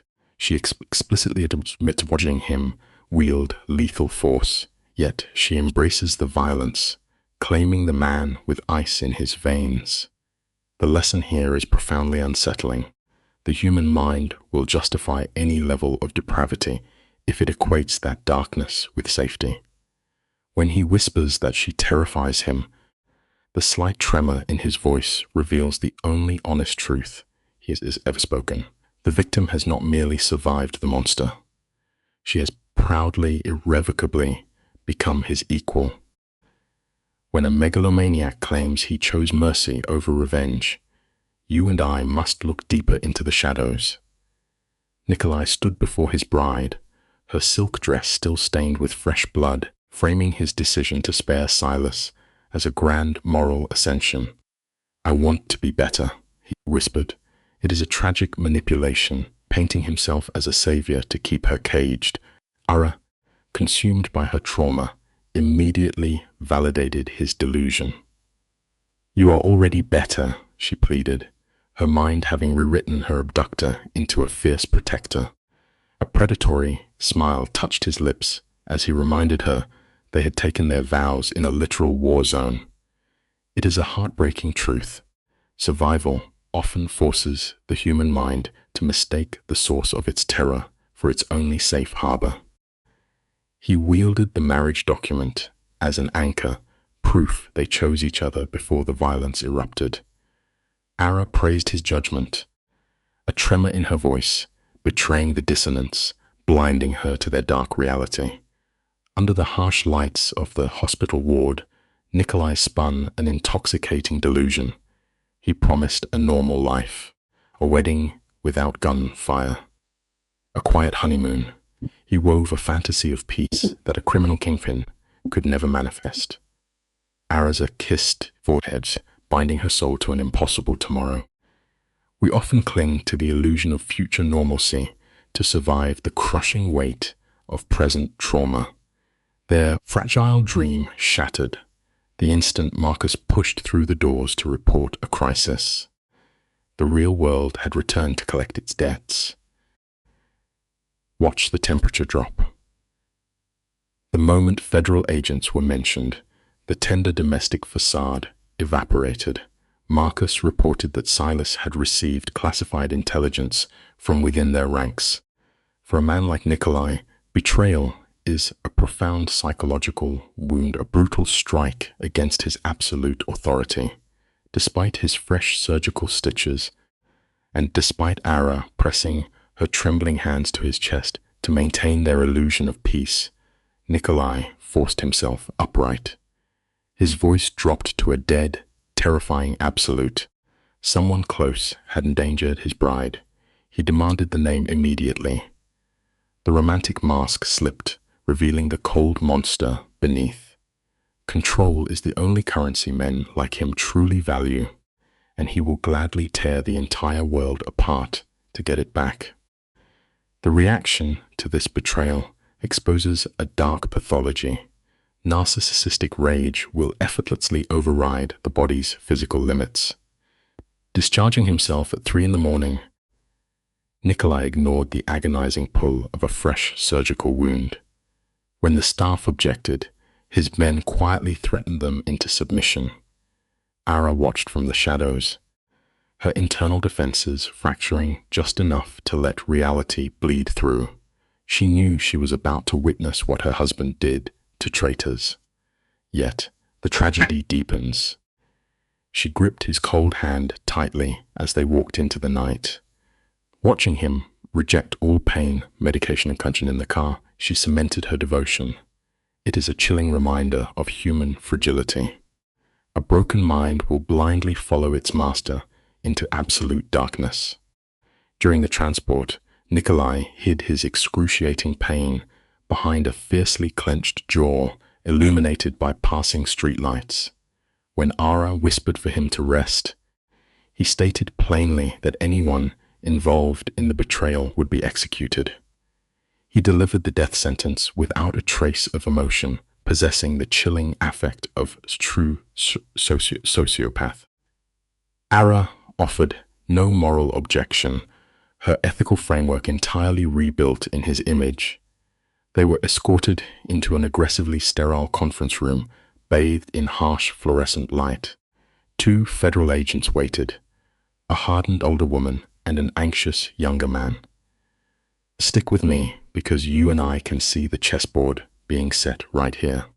The fragile state apparatus is desperately attempting to negotiate with a pure predator. The body language in this room plays out like a classic tragedy. When Agent Reeves stepped forward, Nikolai explicitly refused a handshake, an icy display of absolute dominance. He demanded the names, his tone devoid of warmth. The agent slowly slid a printed transcript across the table. As Ara leaned in, the psychological impact hit her like a physical blow. The messages detailed her intimate movements. The coffee shop at 8:15, the library on Tuesdays. Reducing your own life to a clinical target profile induces a specific, agonizing mental trauma. It completely shatters the fragile illusion of safety. The file even noted the guard shifts. The invisible, heavily armed cage Nikolai had built around her was exposed on paper, tearing away her final layer of blissful ignorance. Today, you and I are going to peer into the abyss of pathological attachment. Nikolai would gladly immolate his entire syndicate before allowing a shadow to touch Ara. When agents present the intercepted messages, Ara's breathing hitches in an acute stress response. They slide forward surveillance footage showing their trusted housekeeper, Mira, buying a burner phone. Ara's denial is desperate. It is a profound human flaw. We blind ourselves to the danger right in front of us because the naked truth hurts too much. Nikolai's reaction is terrifying. His micro-expressions vanish entirely as he processes the breach. Exhibiting total affective flattening, he coldly orders his enforcer to detain Mira at the hospital. He becomes a statue of ruthless emotional suppression. As Marcus steps out to execute the order, Nikolai scrutinizes the photograph. His dark eyes are searching for a flaw. Agent Reeves cites digital metadata matched to his penthouse. Men like Nikolai inherently distrust external data, believing it can be manipulated. Yet, the agents introduce irrefutable financial records. Wire transfers from Silas to a hidden account under Mira's maiden name. Ara stares at the paper, experiencing a dissociative episode as she recalls Mira's fabricated tears over a dead husband. The truth is far more tragic. Her husband is serving a life sentence, put in a cage by Nikolai 15 years prior. Trust is a fragile thing, and when built on lies, its collapse destroys everything around it. The suffocating silence in the room marks a complete, devastating psychological fracture. Let us look closely at the tension in this moment. Nikolai places the photograph down with rigid control, forcefully masking his inner dissonance. He realizes the horrifying truth. Mira infiltrated his home mere months after he destroyed her family. For 15 years, he believed he had absolute control, trusting a phantom with his security and his bride. When Ara touches his hand, his skin is ice cold, a physical symptom of profound shock. We often find our greatest vulnerabilities in the people we refuse to question. Agent Reeves applies pressure, detailing Mira's pending 20-year sentence. The government strategy is brilliantly cruel. They are actively weaponizing his shattered reality, demanding he extract a verbal confession from the woman who betrayed him to solidify their circumstantial case. The authorities offer a transaction, 10 years instead of 20 for intelligence. Nikolai stands abruptly, violently ignoring the tearing tissue in his shoulder. His concept of justice is primal, contrasting the sterile framework Agent Reeves represents. He scoffs at their legal parameters. Reeves holds her ground, citing his history of violence. It reminds us of a hard truth. True justice requires accountability, even when vengeance feels far more satisfying. She makes it clear this dialogue is the only thing keeping Mira out of the harbor. Nikolai exits. Ara follows, her conditioned mind compelling her to stay in his terrifying orbit. Marcus confirms the traitor is secured. In the silent transit, Ara watches her husband's white-knuckle grip, studying a predator preparing to butcher its prey. You and I have seen this kind of tension before. Picture the harsh overhead lighting in this windowless room. Nikolai stands like a man carved from winter ice, his silence heavy enough to crack concrete. Ara watches him while Mira shrinks into a metal chairs. In a tragic Twist, Mira looks relieved, seeking comfort from the man she sold out. It is a hard truth we must face. Desperation often blinds us to the fires we start ourselves. Nikolai shatters her illusion with a brutal command for silence. He drops the surveillance photograph onto the steel table with a dull thud. His voice is dead as he lists every leaked detail of his wedding and Ara's routines. Mira stares down at the paper, suffocated by the proof of her betrayal. All the blood drains from Mira's face, leaving behind a hollow, ashen mask. The camera pushes in on Nikolai. His voice never rises above a flat, terrifying monotone as he establishes total dominance over the room. He lays out every hidden detail, the money trails, the secret marriage to a locked-up smuggler. But then, a slight tremor hits his voice. He admits he never once looked into her past. It is a quiet reminder for all of us. The deepest wound of betrayal is how it makes us doubt our own judgment. He crouches down, his eyes locking onto hers like a predator, demanding to know why she tried to kill his wife. The pressure breaks her, her defenses crumbling to dust. Mira finally reveals the awful truth. Silas Crown took her daughter. In one agonizing breath, the entire tragedy shifts its shape. Watch how a mother breaks when pushed to the absolute edge.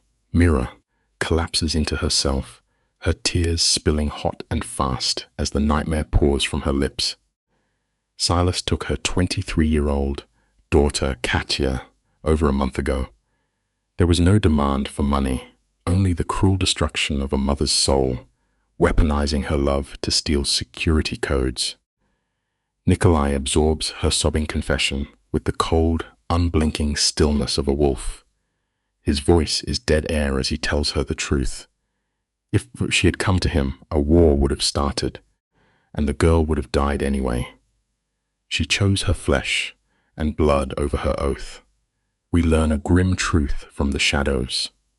When the people you love are threatened, human morality is always the very first thing to burn. Mira chokes on her own guilt, desperately, trying to balance maternal panic against her genuine love for Nikolai.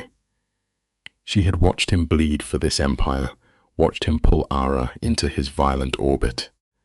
In the background, Ara wipes a stray tear, feeling the crushing weight of a mother's impossible choice. But Nikolai does not soften. His eyes are black, empty stones. Without a trace of pity, he demands to know where the girl is held.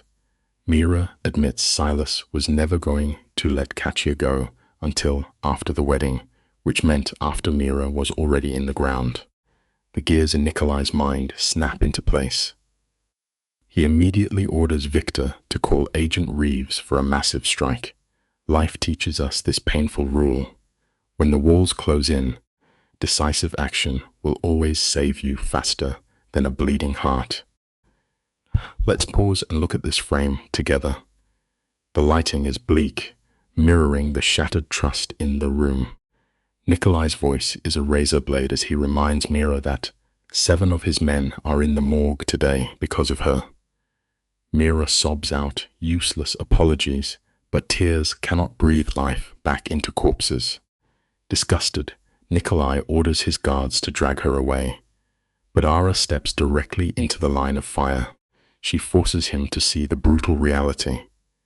Silas is a monster who will slaughter Katya the second she outlives her use. Ara stands caught between the Dark King she loves and the woman who is like a mother. To her, it is a sobering lesson we must all remember. Loyalty and honor are beautiful concepts, but they are fragile glass, easily shattered the moment our survival is on the line. Mira reaches out with shaking hands, begging Ara to save her. The camera follows Ara as she chases Nikolai into the hall, physically grabbing his arm to stop him. She pleads for mercy, reminding him that 15 years of loyalty must mean something, that any mother would burn the world down for her child. Nikolai stares back, his jaw locked tight against his own pain. He refuses to see the gray area, but Ara presses harder. She forces him to look at Silas, the true monster who weaponized a mother's love. We all need to realize that understanding a deep betrayal does not mean you have to forgive it, but it is the only way to move forward. Finally, the thick ice in Nikolai's eyes begins to crack. He agrees to hunt for the girl, but strictly by his own violent, unforgiving rules. Nikolai builds a fortress of rules to keep his mind intact. He declares there will be absolutely no negotiations with Silas. It is a raw display of power, a desperate king securing his crown after a knife to the back. He demands mirror-face punishment, incapable of finding the grace to forgive. Ara looks into his eyes, asking him simply to save an innocent girl, anchoring his soul with her quiet strength. It teaches us something true. Sometimes a gentle plea can move a mountain far better than a raging storm. Desperate to bury his chaotic feelings, Nikolai buries himself in war. He snaps orders at Marcus to hunt down Silas's assets and calls in Kovic's strike team. Within minutes, the penthouse is stripped of its luxury, transformed into a heavily armed, suffocating war room. You and I are going to look at this together. The screen illuminates Ara's face in the dark room as she digs through the digital ghosts of Katya's life. The photos show a bright, innocent girl, smiling right up until the world went dark 6 weeks ago. The contrast between this pure life and the Mafia war is heartbreaking. Ara finds a frantic post from a friend named Sarah Chen, begging for information. Ara hesitates. She is a woman swimming with killers, trying to speak to a civilian. When they finally connect, Sarah's voice is thick with defensive fear. Ara stumbles over her words, unable to reveal who she really is. Life teaches us this painful lesson. Our darkest secrets always make it incredibly hard to ask for help when we need it the absolute most. The camera stays tight on Ara as she gently guides Sarah through the terrifying days before Katya vanished. Sarah's voice shakes, whispering about how Katya was paralyzed by paranoia, crying about a shadow sitting in a dark car outside her window.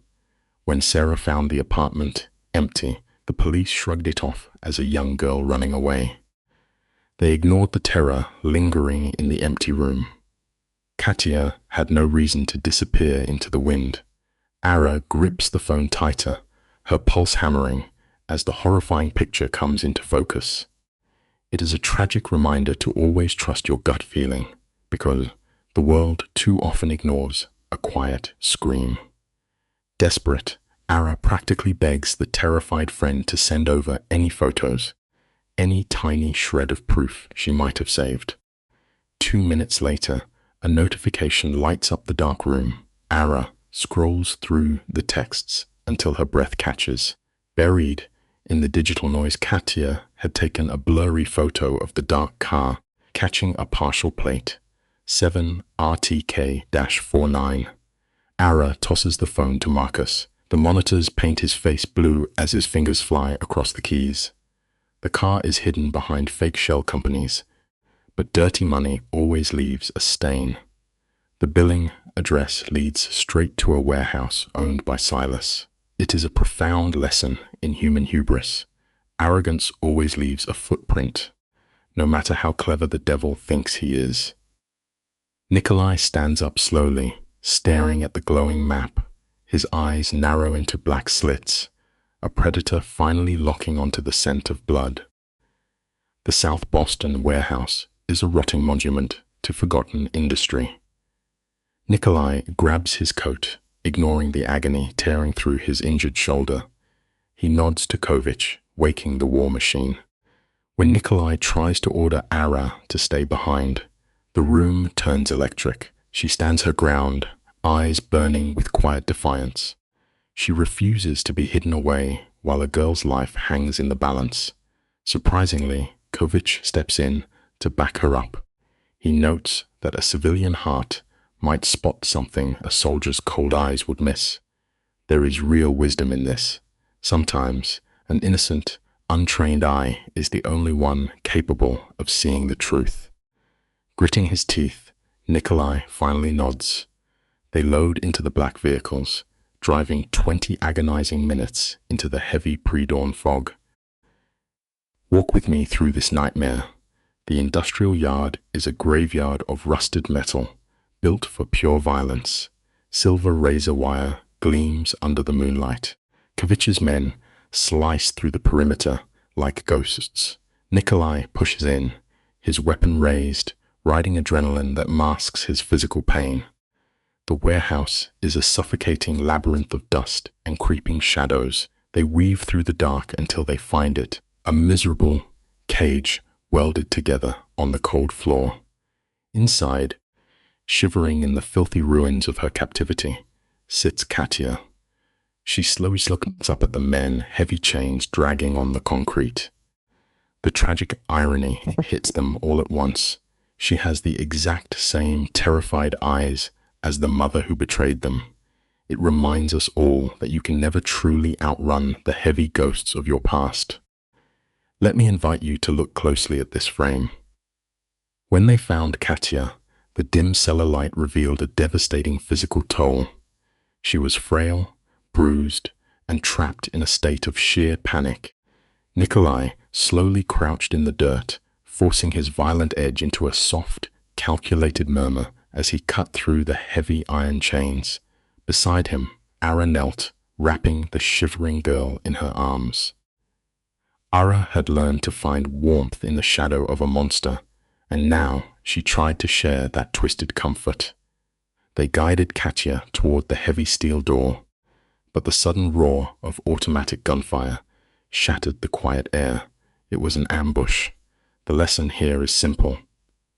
The illusion of safety is always fragile, shattering the moment we finally dare to exhale.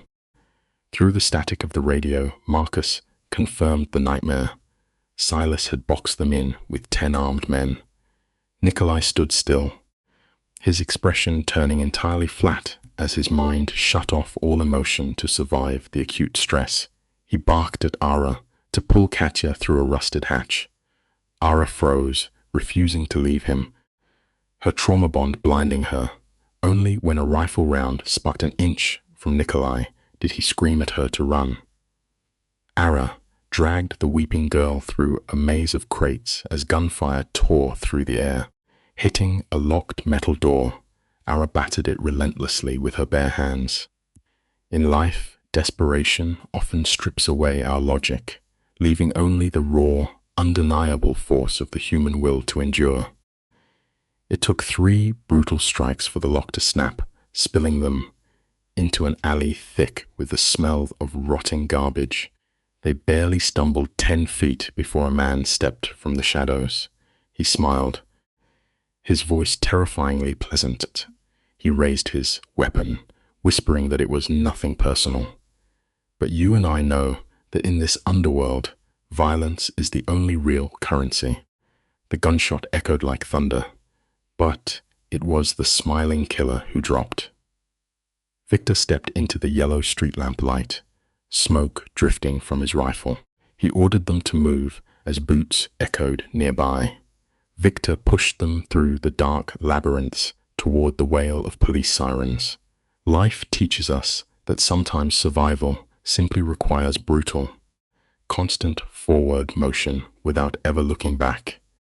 Another sharp crack split the night, and Victor collapsed onto the wet pavement. Blood soaked his thigh, the rapid pulse of a severe arterial wound. Gritting his teeth, he ordered Ara to abandon him, prioritizing the rescued girl over his own life. This is the exact moment where the mind breaks. Ara made the agonizing choice to let go of his hand, planting the heavy seeds of survivor guilt. She dragged Katya onto the main road just as federal agents flooded the street. An officer froze, taking in the surreal image of Ara standing in a shredded, blood-soaked wedding dress, and yelled for backup. Agent Reeves took command as units breached the warehouse doors. Silence eventually fell. The hardest choices we make do not just save us, they echo in our quietest moments forever. When Nikolai walked out of the shadows, soaked in blood and leaning on Marcus, Alara did not run away. Instead, she rushed toward this predator, gripping his face. She whispered that they were lucky. Nikolai rejected the idea of chance, claiming they survived purely through his sheer will. Their kiss was harsh, tasting of copper and smoke. Agent Reeves stepped into the flashing lights, confirming Silas was broken and Mira's daughter was secure.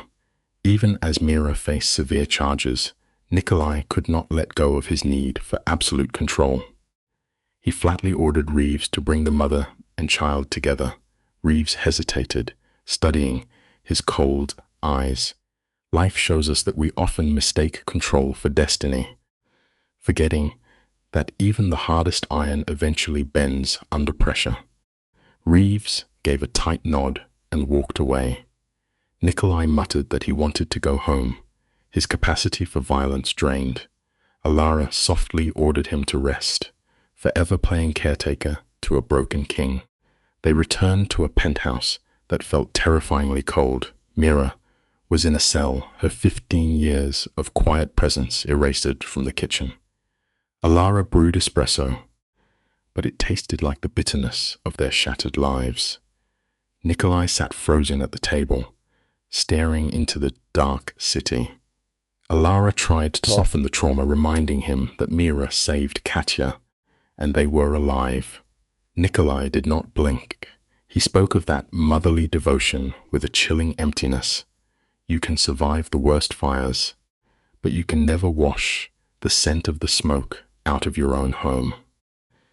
Nikolai stared at his hands, viewing the blood spilled at their wedding as a failure of his own judgment. Alara moved closer, reframing Mira's betrayal as the desperate panic of a mother pushed to the edge. Forcing him to look at her, Alara's deep bond shone through the dark. She painted the chaos of the gunfire as a romantic tragedy, calling his brutal violence the ultimate proof of his love. Under the weight of her devotion, the rigid walls of the predator finally cracked. Nikolai buried his face in his hands and wept. He confessed his love, and she held him tightly. As the morning sun crept over the harbor, the monster and his captive sat together in the ruins. In the end, we all crave a witness who looks at our darkest sins and still decides to stay. Stick with me, because you and I need to understand the psychology of this survival. The extreme betrayal only cemented their dangerous codependency. While Silas sat in a concrete box mourning his ruined empire, Nikolai and Alara rebuilt their dark world. The federal trial dragged on for 3 weeks. Alara sat in the gallery every day, watching prosecutors dismantle Silas's life with hard forensic data and Mira's hollow testimony. Silas sat shackled, his face a blank mask. He never looked at Alara, yet she felt his predatory gaze like static electricity in the cold air. Nikolai, knowing his own violent urges, wisely stayed away from the courthouse. True prisons are not just made of iron bars, but of the terrifying memories we cannot escape when we close our eyes. Nikolai's battered body forced him to rely on heavy painkillers, a reality that deeply wounded his pride. Staying away from the courtroom was his only way to survive. He knew the moment he saw Silas, he would try to kill him. So, Alara went in his place. On the 14th day, Mira took the stand. The change in her was devastating. The fiercely proud woman who once ran Nikolai's life was gone. Her hair had turned pure white, her hands trembling against the polished wood. The prosecution softly explained how Silas exploited her love for her child. But when the defense attorney stood up, the mercy vanished. He went straight for her desperate choices.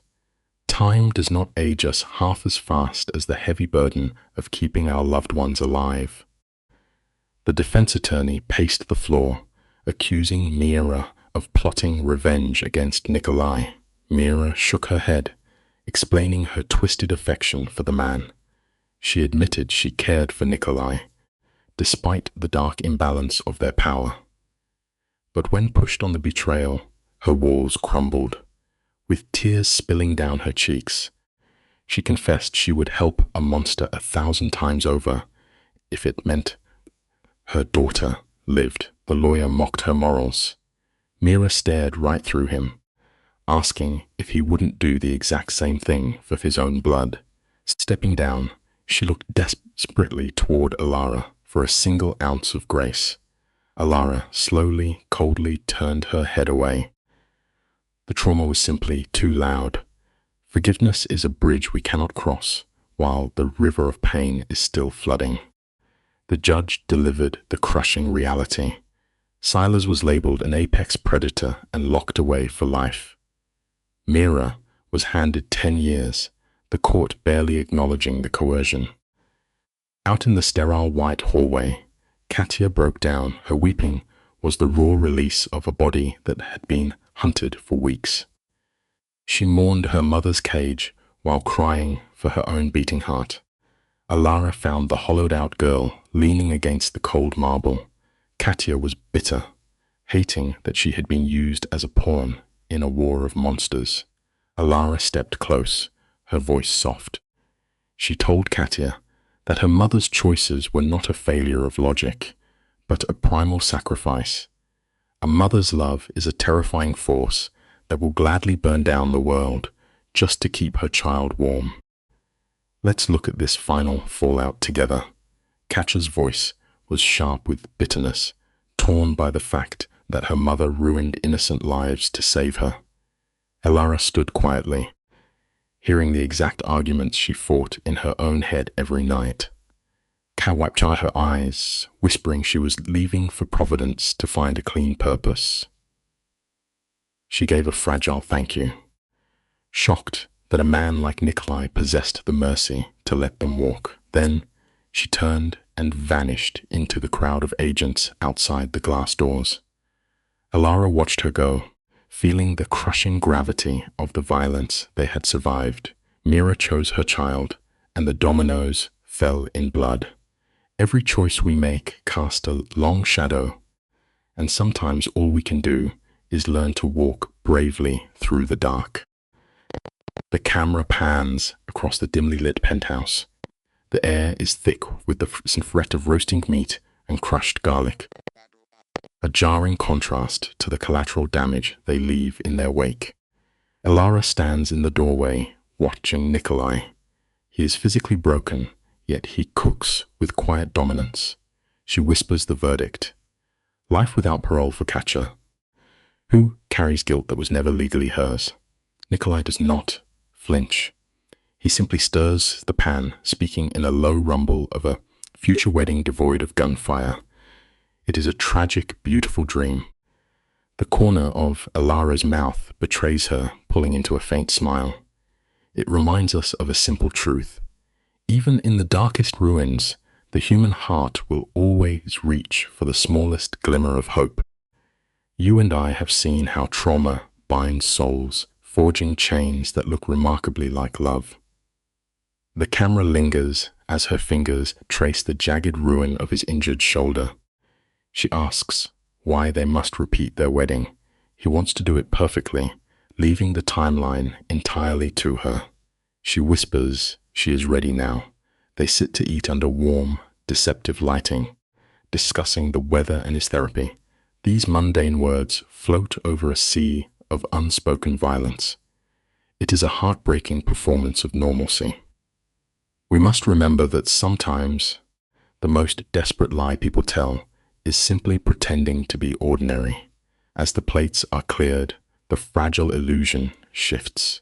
Nikolai moves with deliberate grace, sliding a pristine, sealed envelope across the cold marble of the kitchen counter.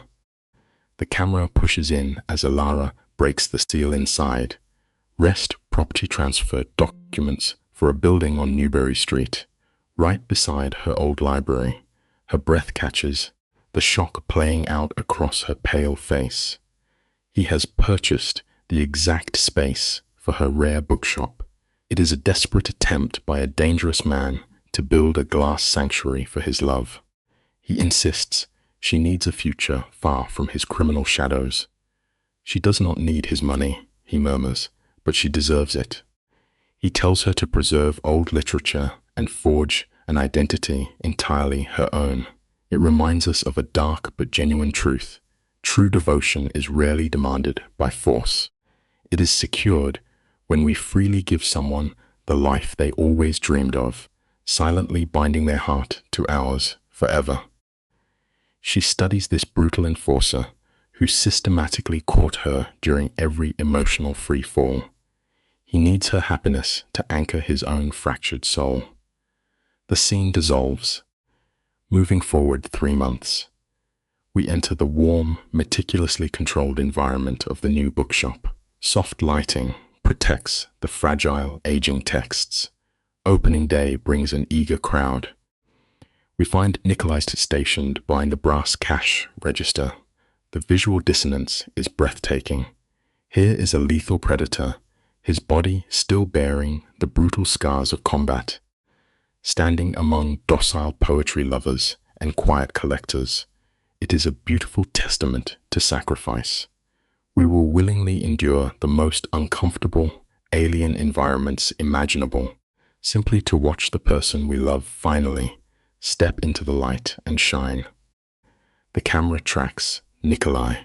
His eyes hold the cold gaze of a man intimate with violence, yet he adapts beautifully. He leans over the counter, guiding a young boy toward a fantasy novel, and listens patiently to an elderly collector. Across the room, Elara watches him. The tension finally melts from her shoulders. Their warring realities are weaving together. By midday, the door swings open. Marcus steps into the soft light, carrying warm food. Now head of security, his brilliant strategic mind is favored over tactical bloodshed. He surveys the half-empty shelves, genuinely impressed by the rapid sales. This quiet hour teaches us something vital. Peace is never found by running away. It is found by building a sanctuary where our most broken pieces can finally rest. Marcus relays Nikolai's ambitious financial projections. Elara's eyes narrow, telling him to mind his illicit empire, while she manages her own. It is a brilliant boundary. Stick with me, because this is where the picture sharpens. Nikolai watches the room with the same lethal focus he uses in combat. When a dealer arrives, Elara handles the negotiation with absolute, ruthless precision. They have mirrored each other perfectly. He studies her literature while she adopts his cold survival instincts. At closing, Elara leans against the shelves, exhausted but glowing. She whispers her gratitude. He softly replies that he only provided the environment for her to win. True support never forces you to change. It simply provides the safe soil where you can finally plant your own roots. The shop falls silent, thick with the scent of aging paper. The camera pushes in as Elara looks up. She wants to accelerate the wedding. After enduring endless violence, her soul demands the immediate permanence of this bond. Nikolai's brow furrows, questioning the security logistics. She shakes her head, rejecting fortified venues and armed guards. She wants the ceremony right here. This space is her quiet triumph. The scene dissolves to a gentle Sunday afternoon in August. 30 guests gather as golden sunlight pours through the windows, bathing the room in warmth. It is a beautifully deceptive ending to a tragic story of survival. It reminds us that to build a truly beautiful future, we must sometimes lay the foundation directly upon the ashes of our most painful memories. Elara steps into the light, trading the grandiosity of their first wedding for a simple dress. Nikolai waits. His tailored suit conceals the brutal wreckage of his injuries, though the stiffness in his posture betrays his pain. Marcus stands between them, acting as officiant. He describes their union as a grueling, daily choice to hold on to each other despite a violently hostile world. Then Nikolai speaks. His vows are a devastating confession of his own darkness. He admits his capacity for terrifying violence, praising her for never asking him to pretend to be a gentle man. It is a heavy, unconditional surrender. Real love is never about finding perfection. It is simply about finding someone who clearly sees your most jagged, dangerous edges and bravely refuses to look away. Let us look closely at this frame together, you and I. The camera holds steady on Nikolai's face. His voice is rough, thick, with genuine emotion as he promises to stand between her and the world. But watch the shadows in his eyes. He masterfully frames his absolute, terrifying control over her life as romantic devotion. Alara blinks back tears, her trembling hands clutching his. She whispers that when she was starving and broken, he was the one who rebuilt her, piece by shattered piece. She completely accepts the blood on his hands and the darkness in his soul. The music swells, masking the sheer tragedy of her surrender. The lesson here leaves a bitter taste.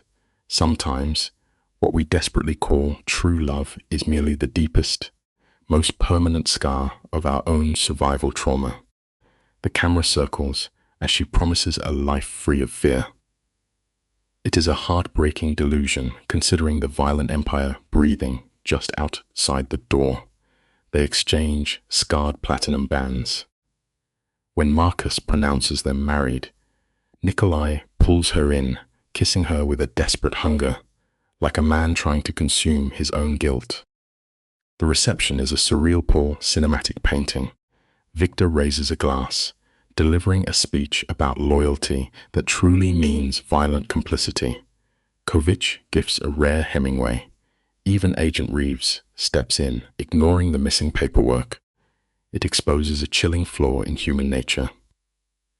We will willingly sit at a table with monsters, pretending they are ordinary men, just to feel a fleeting sense of warmth in a deeply fractured world. Watch closely as midnight strikes. The guests vanish, leaving the shop in heavy, cinematic silence. Alara leans against him, remarking on the absence of gunfire. It is tragic how she views peace as a strange anomaly. The lighting dims as Nikolai hands her an envelope. Inside are tickets to Iceland and a reservation for a remote cabin. 2 weeks of absolute isolation, no cell service. This is not romance. It is the final closing of a velvet trap. He is severing her entirely from the world. When she worries about his syndicate, he assures her Marcus holds the reins. We must swallow a grim truth about control. A prison does not always have iron bars. Sometimes it looks exactly like a quiet mountain peak, beautifully wrapped in the comforting illusion of a honeymoon. The camera slowly pushes in on Ara, tracing the ghost of the starving woman she once was. She is now the entire universe of a dangerous man. You and I know exactly how this snare tightens. She softly asks if he ever regrets catching her when she collapsed in that grocery store aisle. He brushes her cheek, whispering that the blood spilled afterward only proved their strength. It is a terrifying distortion of reality. He confesses he thought his soul was too damaged for the light until she looked at him with pure trust. The predator finally found his perfect, validating mirror. This leaves us with a devastating lesson. We rewrite our darkest traumas into beautiful fairy tales because admitting we are completely at the mercy of a monster is simply too terrifying to endure. The camera slowly pans across the dimly lit bookshop. Dust motes dancing in the pale moonlight as Ara and Nikolai plot a future cemented in blood. The scene shifts to the dark interior of their car, gliding silently through empty Boston streets.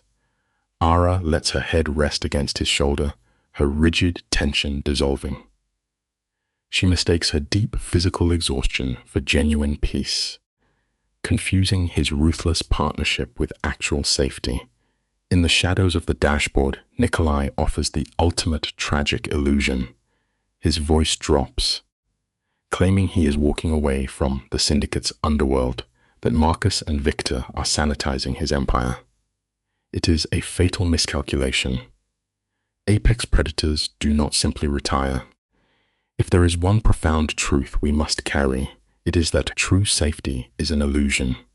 Peace is merely the quiet, fragile space resting between calculated, violent storms. The lens pushes in tight on Ara's face as she questions his ability to walk away. Violence has stained every frame of his existence. Nikolai's eyes soften, a masterful, narcissistic pivot, as he whispers that she is his entire world now, seamlessly placing the heavy cross of his morality onto her fragile shoulders. She kisses him, a tragic seal of approval. Smash cut to 6 months later. The frigid February light bleaches the color from the old bookshop as Ara stares at the plastic wand in her trembling hand. 2 pink lines. The irreversible threshold. Panic suffocates the audio track. The terror of bringing a child into a cartel's brutal reality. The tragic lesson we learn here is undeniable. We possess a desperate, fatal desire to believe that the deepest, most violent darkness can somehow be purified by the fragile innocence of new life. Let us pause the frame here, you and I, and examine her fractured psyche. Despite her cold terror of syndicate retaliation, her deep psychological conditioning overrides her logic. The camera captures her tears morphing from sheer dread into an overwhelming, misplaced joy. The shop bell chimes. Nikolai steps into the frame, the chill of illicit negotiations still clinging to his coat. His sharp gaze catches her trembling posture instantly. She hands him the test. Watch closely as this apex predator, a man who dictates life and death, stares at the plastic stick, his mask fracturing into a profound mix of wonder and utter dread. He pulls her against his chest, murmuring promises of survival. Yet the simple, tragic truth remains. You cannot ever outrun a ruined, violent past simply by repainting the walls and praying the blood will not seep through. The audio drops to a raw whisper as Ara confesses her terror of corrupting the unborn child. Nikolai cradles her face, swearing they will wash the blood from their legacy together. He looks off camera, marveling that a man forged in pure brutality could ever attain a peaceful family. But observe the chilling reaction of their environment. When Marcus hears the news, his face remains stone, instantly drafting armed security protocols for an infant. Victor paces the room, threatening to deploy lethal strike teams to surround the crib. This is their inescapable reality. They lock the pregnancy away in total darkness, guarding the unborn baby like a stolen artifact. Here is the quiet life lesson we must swallow. Profound trauma never actually vanishes. It simply shapeshifts, heavily disguised as fierce parental instinct and dark familial loyalty. A cinematic montage carries us forward, Ara's silhouette swelling with life, while Nikolai's syndicate supposedly bleeds out its sins. The lighting shifts to warmer tones as they move to a fortified Back Bay brownstone, desperately slapping yellow paint on a nursery wall to mimic domestic bliss. When contractions finally hit, Nikolai navigates the speeding car through city streets with the icy detachment of a warlord crossing a live minefield. The hospital is just another hostile territory to conquer. After 17 grueling hours, their dark-haired daughter arrives. As the nurse gently lowers the fragile infant into Ara's exhausted arms, the snare snaps completely shut. The psychological capture is absolute. Here is the devastating truth of the human heart. Sometimes the strongest, unbreakable bars of our prisons are forged from the very people we learn to love the most. Here is the bitter lesson you and I must extract from this tragedy. The human mind's capacity for cognitive dissonance is staggeringly absolute. They named the newborn Mera. This was not an act of gentle forgiveness, but a cold acknowledgement that human morality is never simply black and white. Desperate love breeds catastrophic choices. In a lonely cell, the elder Mera pens desperate prison letters, which Ara meticulously leaves unopened, building an emotional fortress. The camera lingers on Ara's face as she watches Nikolai, a man whose empire is paved in blood, tenderly rocking their baby. In that soft lighting, her traumatic attachment permanently calcifies. She wanted a simple, safe life, but willingly traded it for a hyper-vigilant war zone. It is a terrifying paradox that bonds forged in profound betrayal and existential terror often become the hardest ones to ever break. The narrative moves forward, pulling us into the heavy atmosphere of the aftermath. Their home is no gentle sanctuary. The camera frames it as an impenetrable fortress erected around a deeply paranoid man. Shadowy associates drop off velvet-wrapped gifts for the infant. Cut to the harsh lighting of a maximum security prison where Mera sobs against concrete, projecting her desperate need for redemption onto the granddaughter who bears her name. Back in the sterile quiet of the hospital, Nikolai holds his newborn. His powerful hands move with meticulous precision. It is a stunning visual, a ruthless wolf entirely disarmed by a fragile breath of life. He whispers to Ara that his bloody past should have disqualified him from such grace. The lesson is beautifully tragic. No matter how deeply submerged in darkness, even the most damaged human souls will desperately crawl toward the light. Ara reaches out, her fingertips lightly tracing his jawline, offering a soft reassurance that anchors his chaotic mind. The camera angle tightens as Nikolai bows his head over the sleeping infant. He makes a low, solemn vow, swearing to shield her from the brutal, traumatic starvation that forged his own soul. He promises this child will never doubt her worth. It is a heartbreaking attempt to sever a generational curse of violence.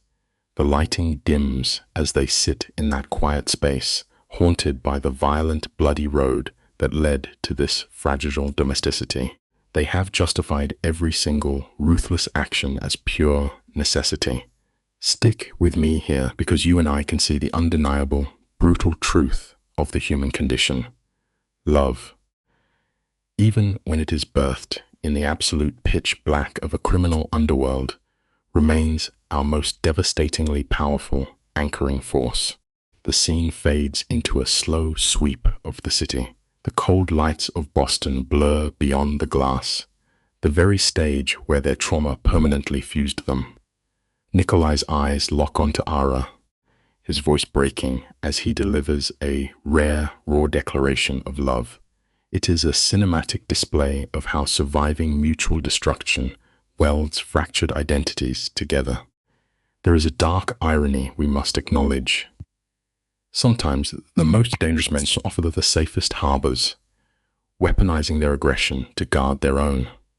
Ara was once a broken shell, hiding deep bruises beneath fine silk. But Nikolai caught her as she fell. It was a fierce, violent refusal to let her suffer in his presence. Here is the quiet life lesson we can draw. True strength is not found in walking away from broken people, but in bravely kneeling down and helping them carry their absolute sharpest pieces. You and I are going to look at this final act together and decide what it means. This climax demands we throw traditional morality out the window. Nikolai never wore a mask.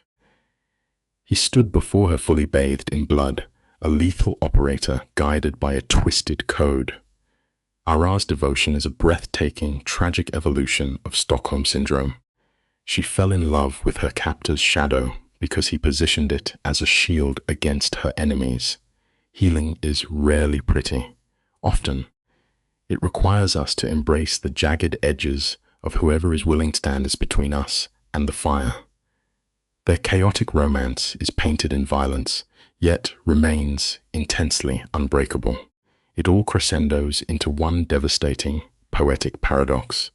Mira's treasonous betrayal was fueled by the exact same desperate, fiercely protective love that Nikolai uses to justify his entire criminal empire. Let the camera linger on their underlying motives for a moment. We see Mira, the informant, stepping into the glaring light of federal betrayal purely to protect her daughter. Maternal preservation completely shattered her terror of the syndicate's retribution. Everyone in this tragic script operates under blinding cognitive distortions. The lens shifts to Silas, clutching his deep victim complex, entirely convinced that his past trauma gives him the absolute right to slaughter. Then there is Nikolai, the megalomaniac who paints his sheer, violent control as righteous justice.